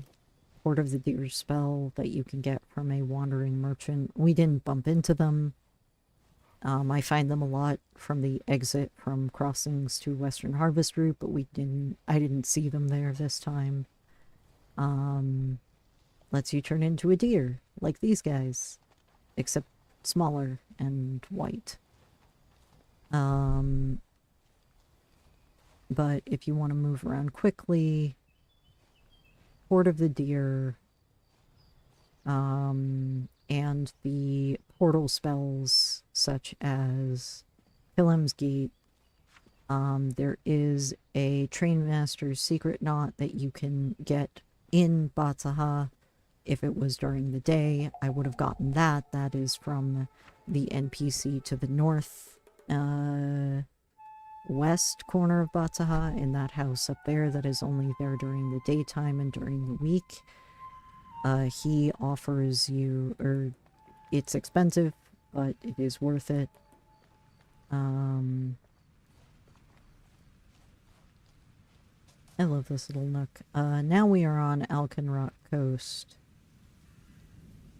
which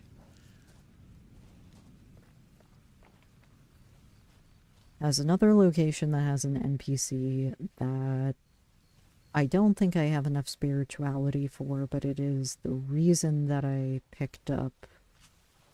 It also has driftwood dust, and this is useful because this will allow for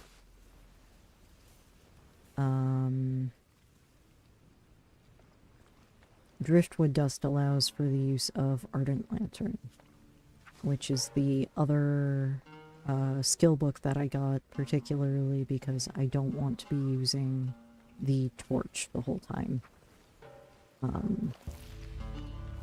And you can also find rubble around Alkenrock Coast. This is another area where there are bandits and hostile enemies. Oh, hey!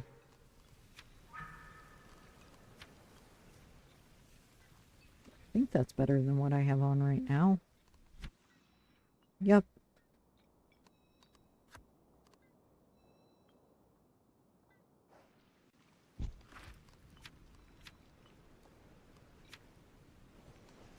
I don't know that the Jadestone sculpture is worth it. And I'm not using armor as of right now. I'll take this for right now, but I don't... Those other armor pieces do not offer me any bonuses. So... yeah, this is better than what I had previously. Neither of them offer me a bonus to any of my talents, but this one has more speed, which means that in combat I would go faster, I could attack faster. The other location, the location on Alkenrock Coast that I would visit, outside of, there is one particular NPC that appears at dawn and dusk, and since we are towards the end of our time, I will specifically talk about NPCs that are rare and not common, and this is spoilers. There is a way you can learn about this NPC on Batsaha. You have to be level 10 to learn of them. It's from this. You learn about them from the secretive person in Batsaha. And it is on Alkenrock Coast, out in the middle of the bay in Gulf Rock, at when the server time is dawn or dusk. Any day of the week, you can meet the Wandering Weaver. They show up as the mysterious person. And the Wandering Weaver has the spells the Knot of the Cheater and Fold. And occasionally they have Port of the Deer. They do not always. That seems to oscillate. Ooh, mechanics +1, yes.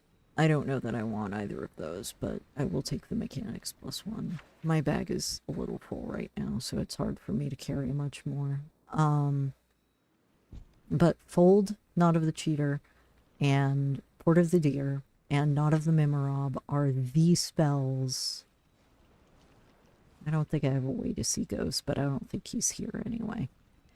That I would get early on. And are why going to the underbelly is so worth it, to get items that allow you to have a high mechanics score and have a high physicality score. In this location right here, if it is raining, usually between server times, I feel like right after midnight server time, a ghost can appear here called the Doomed Ghostly Figure. You will see a shadow in this location where I am standing. There is no shadow right now. The music will also change. And you either have to use a tea that enables you to see spirits, or there is something called a tea berry that we didn't bump into the NPC. There's an NPC at night that sells what are called tea berries. Oh, that's right, I don't have my fishing rod equipped.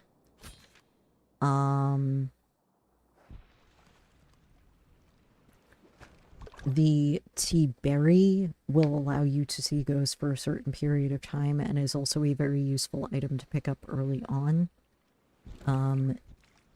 The Brew of Land and Sea is a tea that will allow you to see ghosts and has a longer duration. This is also a good place to come fish if you are low level. Occasionally there are bandits on this island, or wardens that are corrupt and will ask for a toll. I don't see them out here super often. Usually they are on the island behind me, in the distance, closer to the shore, but every once in a while you can find them out here. I'm gonna eat that, because this is a cheaper fish and I need the energy. But, if you are going to the Wandering Weaver, going to, the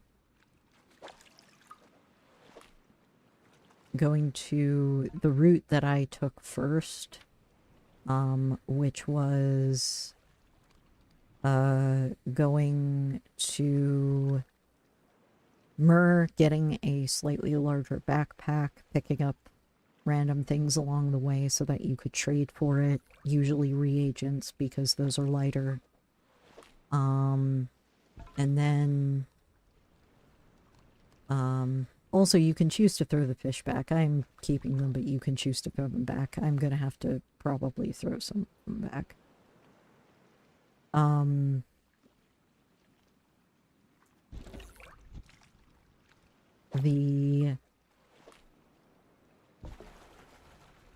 Getting the foreign fur roll, which this guy right here, And then going back to the underbelly and the burnings as many times as you can. The servers are supposed to reset at midnight. I have noticed that sometimes it has taken a day or two for them to reset, which means that the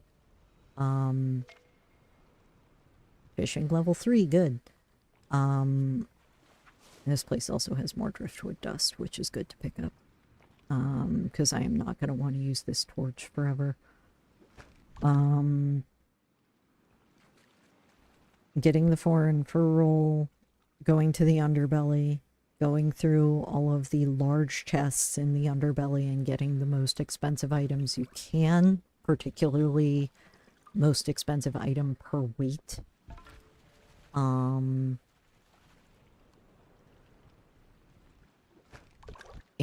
then going back to get the Brew of Land and Sea, Bold, and Knot of the Cheater from the Wandering Weaver that shows up at dawn and dusk on Gull Rock on Alkenrock Coast is a very good way to start the game.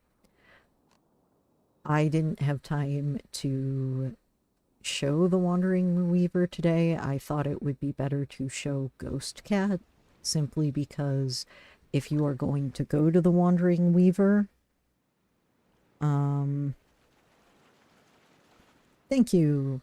Yeah, this character is probably going to be my tutorial character for people new to the game.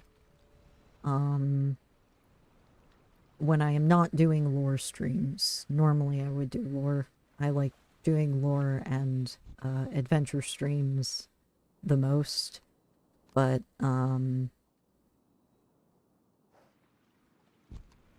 if you have any hints for how you started out, the easiest way for me to do so is to get a bunch of pet treats from Batsaha, go to Ghost Cat at night, trade the pet treats for ghost hairballs. These little guys right here. And then go from Charwood to Crossings. So I would technically, I just came from Charwood, so I went from Charwood Forest down this path to Alkenrock Coast. And then if I go east along Alkenrock Coast, there will be another path north to Crossings. I am going to probably do that. Because that way in the morning, I can trade the ghost hairballs to the Knotbinder in Crossings, whose name is Ethel, and get the ritual ship, which is an extremely, for the weight, a fairly expensive item, and also it costs you nothing to get, because you can get the pet treats and the ghost hairballs for free, and then you basically just can get about 12 hairballs a night, usually because there are at least 2 servers, sometimes more.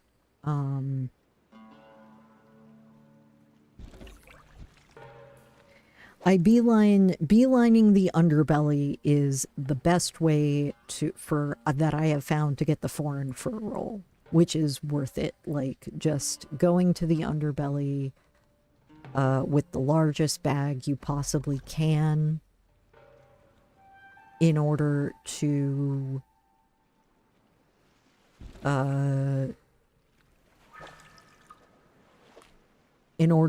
get as much trade value as you can is the thing that I always do when I start a new character. Or it's always what I've done when I started a new character prior, like, except for when there was no underbelly, because I started the game, I started playing before the game was actually launched. I started playing in beta.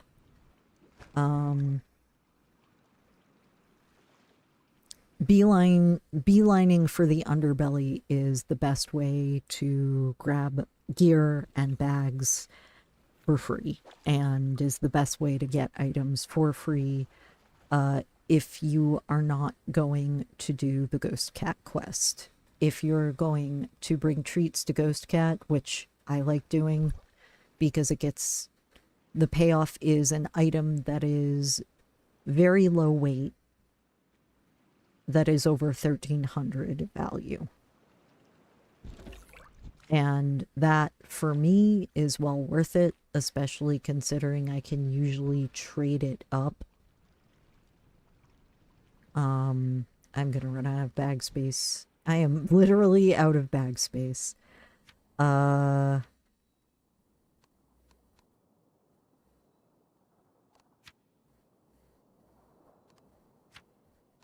Let's just eat a fish. Or eat 2 fishes, because this is more worth it than the other fish. Alright. But especially if you start during the day, or especially if you start at night, which I would actually suggest starting right before the evening, I would suggest making a new character at that point in time, because then you can go to the underbelly, get a backpack, get a bunch of items that are expensive, go back to Myrrh, trade those items for the fishing rod to get the fishing skill, go to Batsaha,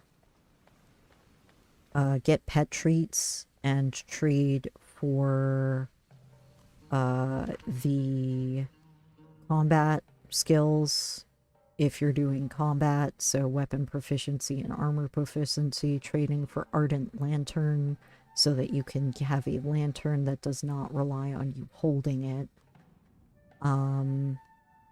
I got some free skills from the underbelly, which you can do, getting the Killim's Gate and Keen Eye from the Deeplander and the Temple Guardians on Batsaha, and then learning Valen, and then going, when night falls, going from Batsaha to Western Verve to Charwood Forest, and then coming out of this exit from Charwood, going to that island to fish, or if you have a lot of trade value, say you have over 5,000 worth trade value, I think you actually need closer to over 10,000 if you want to get all of the skills. Coming to Alkenrock Coast to get Fold, Knot of the Cheater, and Port of the Deer. If you cannot get, if you can only pick one of those, I would get Fold, because the Wandering Weaver is the only,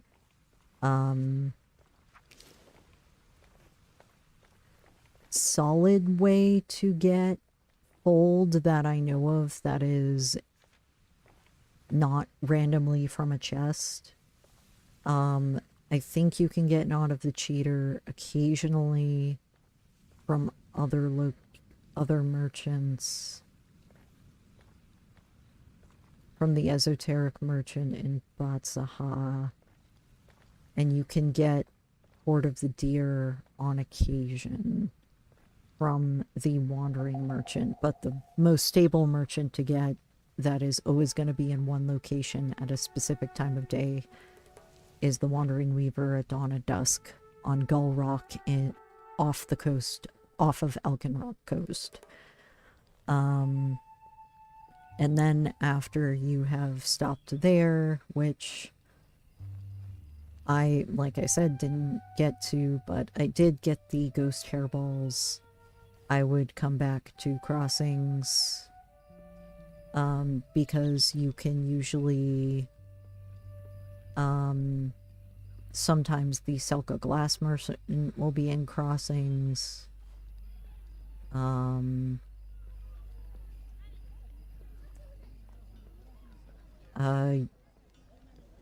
but most importantly, Ethel, the Knotbinder, will be over here during the day. I believe she shows up dawn and day. She leaves at dusk. She either leaves at dusk or she leaves at night. And then you can trade her the... Oh, hey, blocked well.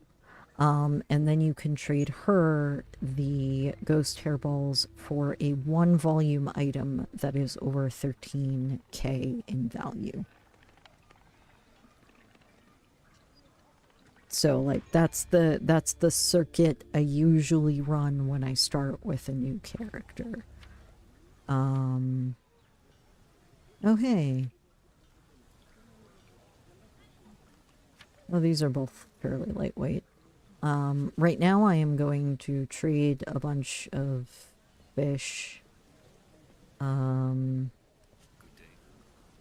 This is just clothing. I think this merchant just has clothing. Yeah, this just changes the color of your clothing.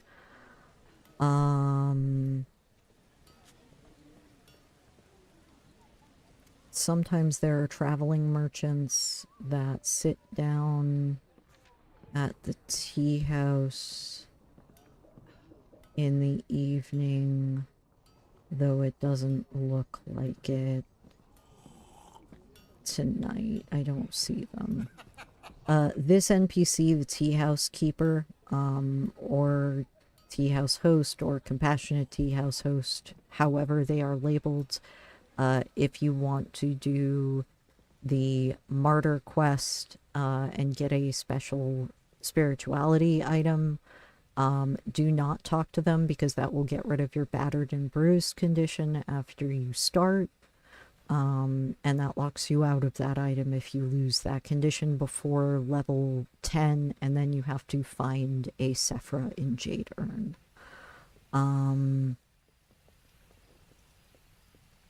I would say those are the biggest tips I would give for starting and getting the most amount of trade value you can early. Pick up 12, not 6, but 12 pet treats from Batsaha when you go to do the intro quest. Go to Charwood at night, feed Ghost Cat, hop servers. There's usually at least 2 servers. And then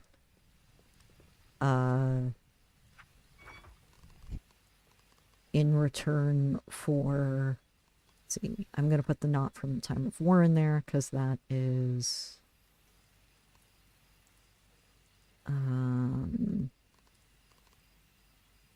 because that is heavy and expensive. I want to trade that shirt, actually. I completely forgot to get rid of that shirt. Oopsies. But I have the +3 spirituality sash, and I specifically, when I found spirituality items, I didn't get rid of them. Because of the merchant. Let's see. Or because of the doomed ghostly figure on Alkenrock Coast on Skirt Islet that I showed earlier in the video, the location for that. And because in Jade Urn, Little Slip, and the Burnings, occasionally you will bump into... Oh hey, Trinket Hoarder. This is another NPC that occasionally has very useful items. Sometimes you can get sulfur grains from him. He is very useful. Ooh. Sometimes he will have Woot's droplets, which is also good. I would like to trade a bunch of my fish for this, please, because fish are heavy.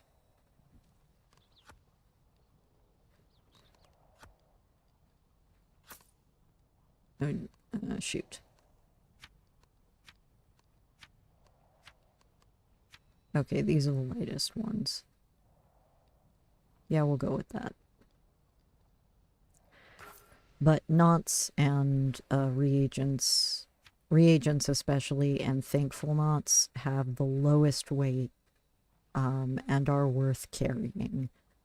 I I got this specifically because it is 0.5, and the value is about 450.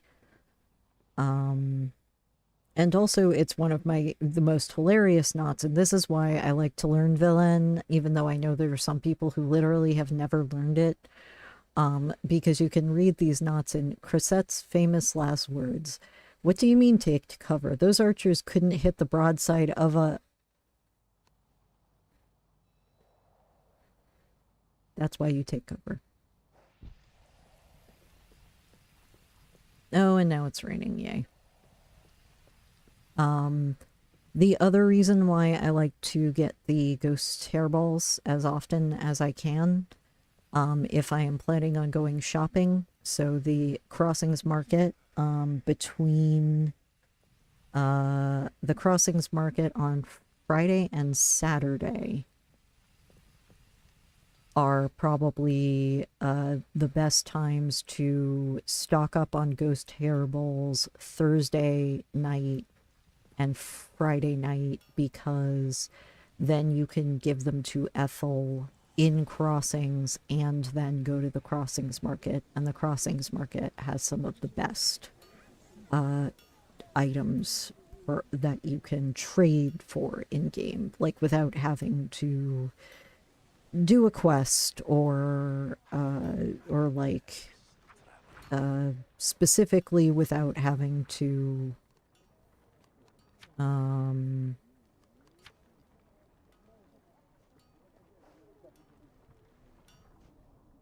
what do I want to say?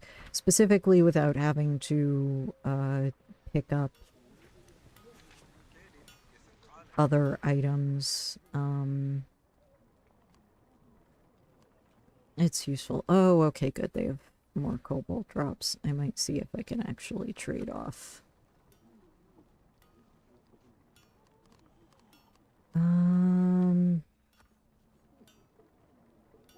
No, because those are both worth a lot and are very, very low weight. Because I think these are volume 1. Those are volume 0.5. I guess these are also volume 0.5, and they would stack.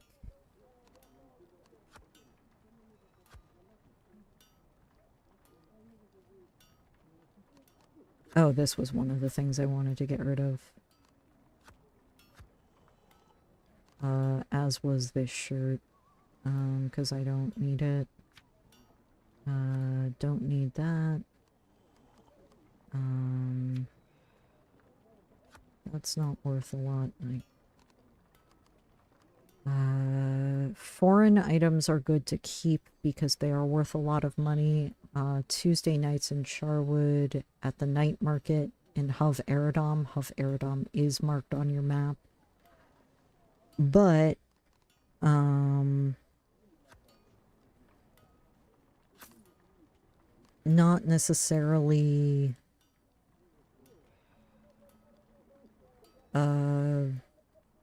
it's not necessarily worth carrying around such low value,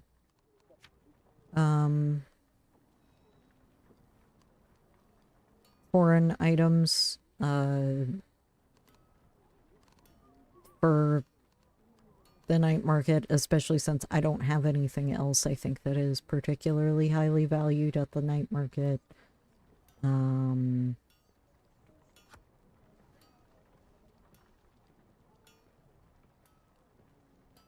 pretty sure I don't. Pretty sure I don't have anything else that's very highly valued.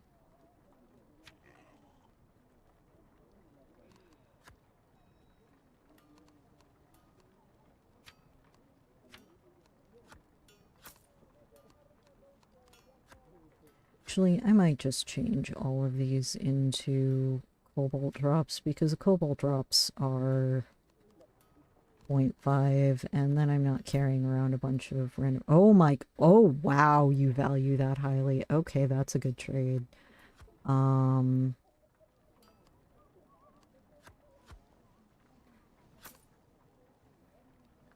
Yeah, you value that very highly.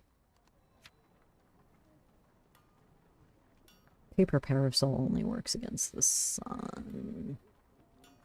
I guess I could probably get the Fisher's Light.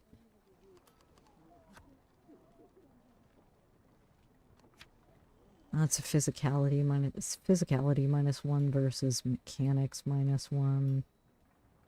Fisher's Light's gonna give me more light, though, which makes it easier to see items in the underbelly, which is a reason to trade for it.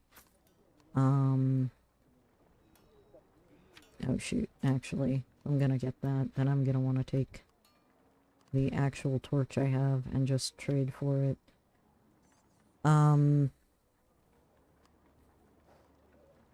The nice thing, the free torch is good to pick up again because it's good to just have.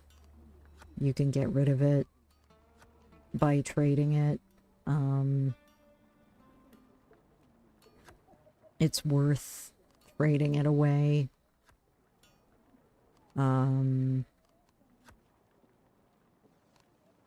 See, I already have a...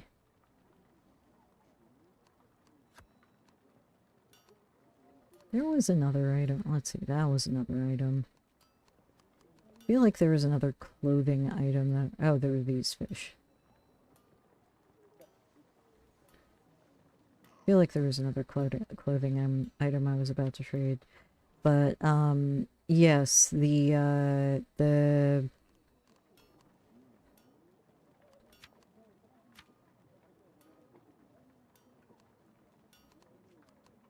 It's worth it to consolidate. Oh, that has a mechanics +1. This is mechanics +1, but I'll probably get something better when I go to the crossings market. I will hopefully do another video on Ethel, the item that you get from Ethel, and then the crossings market.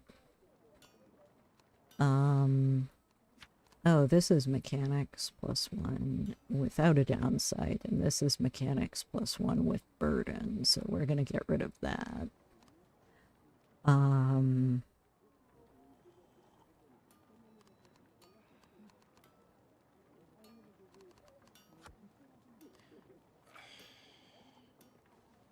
Again, it's worth it to consolidate down a lot of the heavier items into things like either reagents that are extremely light, knots of thankful wishes for the witch in Charwood Forest, which is another good place to get items, but you need a lot of... I think I needed like... her cheapest item I think is 5,000 trade value, and she values each of these at 10. They stack infinitely, more or less. The Knots of Thankful Wishes do. But they're also not worth anything to any other trader.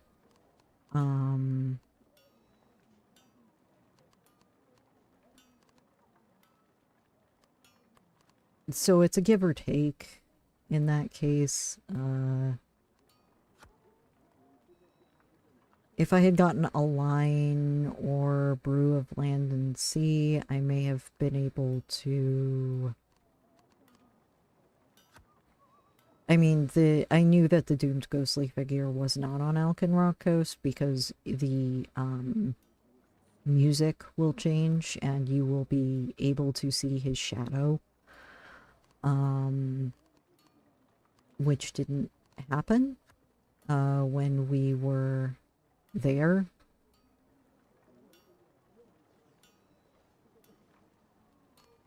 So, I'm pretty certain... I'm pretty confident in saying that he wasn't there. I'm gonna really quickly double check to make sure none of these things are things that I wanted to keep. Yeah, none of those are. But that way I can consolidate a lot of the stuff into droplets. If I could get glass droplets at this point, I would.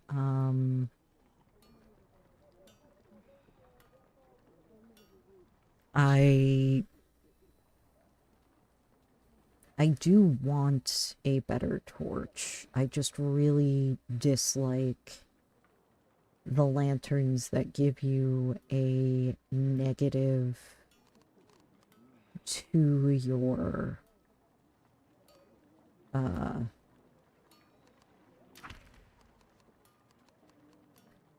dislike the lanterns that give you a negative to your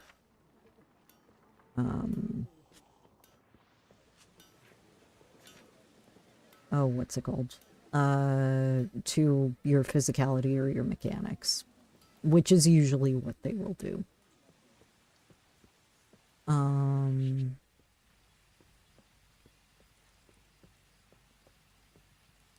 But yeah, so that is where I would usually get... That is usually the loop I would do from wherever you start the game until, yeah, beelining. I agree with everyone in chat who said beeline for the underbelly. Oh, the other thing that I do want to see is I do want to see if they, I do want to see if the Hassan Wind voice is in Western Harvest Route. Because if that character is in Western Harvest Route, I may now have enough money to, or trade value to trade for one of the portal spells, which is another thing that I would try to grab as early on in a playthrough as you can. Again, this is only if you are looking to play this closer to a RPG rather than a cozy adventure game, which is usually how I play it. I'm going to at least show where this character is. Okay. Occasionally there are merchants that will appear at this exits, particularly the trinket hoarder, and also the merchant that carries the ports that let you turn into animals like Port of the Deer, which are really, really, again, really helpful early game skills. Pretty much almost free early game skills that I would get are fishing, obviously, which you get by buying a fishing rod. After the underbelly and getting the foreign fur roll, I would get a fishing rod. Preferably the casting fishing rod. There is the makeshift fishing rod, which is not nearly as good.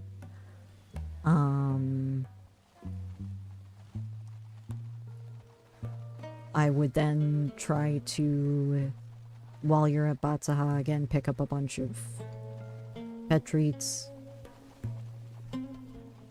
There we go. Kasa and Wind Voice. This guy... Nope, come here. Veiled Gate.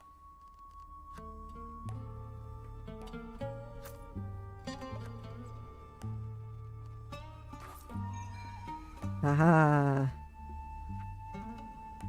Kasa and Wind Voice, have a care, kill him. There are wardens looking for me. Be sure you are not marked as my accomplice. Brave one, aren't you? Or maybe careless? I could use some valuables to aid in my flight.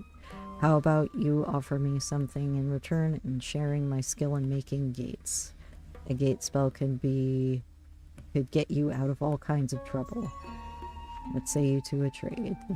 This is where this, either behind the trees or in front in this area, is usually where you can meet the Kasa and Wind Voice. I'm glad we actually got to see him because, again, if you're looking to play this closer to an RPG and you want to move quickly, Veiled Gate is one of the most important skills to have in your inventory or in your skill book. For me, since I am not a Southern Wind character, this would normally cost 1 if you picked a character that was Southern Wind.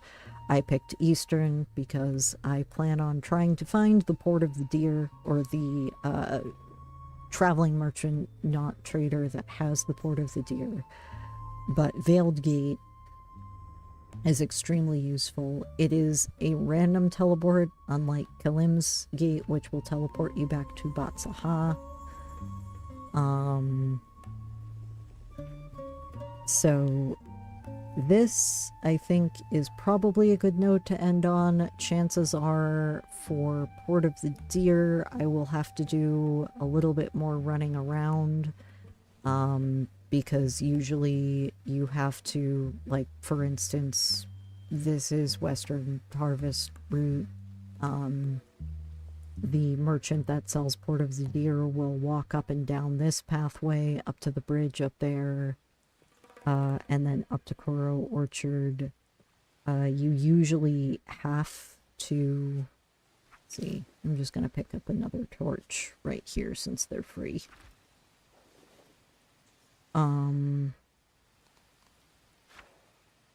But since the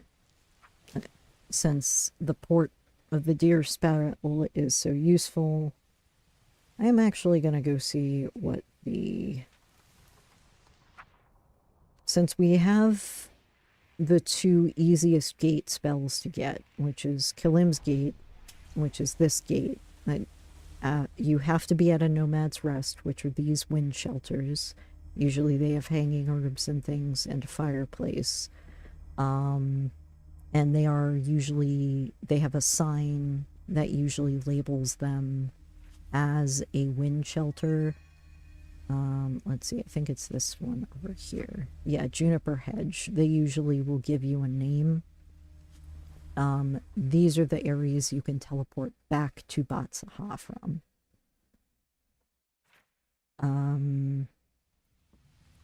And yep, and it takes you right back here to where we started. Well, to where I guess most Killing first get their gate, not. I would generally advise getting, even if you do not learn Villain or get the whole Deep Lander quest to get Kenai for free, because you can buy Kenai and the Villain language not from other merchants that are out on the roads. I would at least get the Kelim's Gate so that you can easily get back to Batsaha, because it has one of the best. The esoteric merchant is probably going to be the merchant you're going to get the most early not spells from.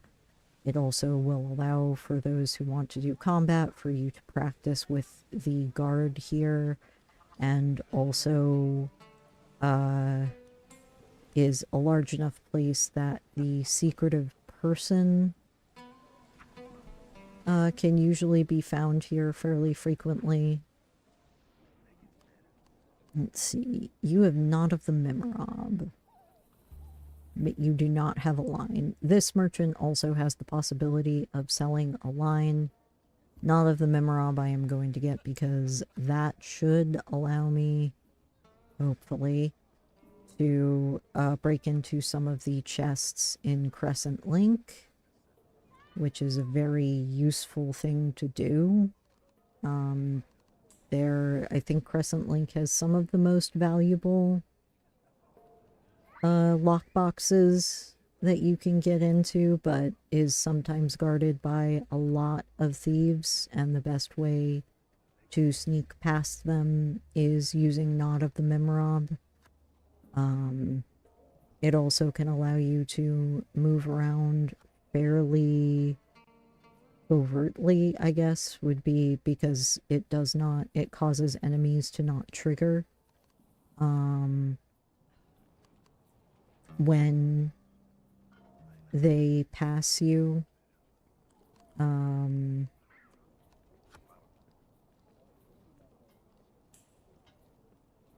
which is another extremely useful thing to have happen.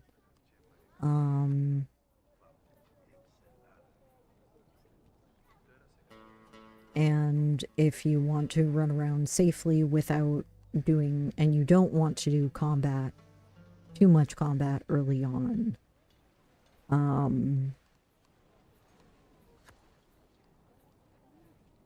Not of the Mimorab definitely is, it's my go-to if I wasn't on an Eastern Wind character. Since I am going to probably use Port of the Deer, but since the merchant has this today, I will pick this one up. And then I will probably head back to Myrrh or Crossings in the next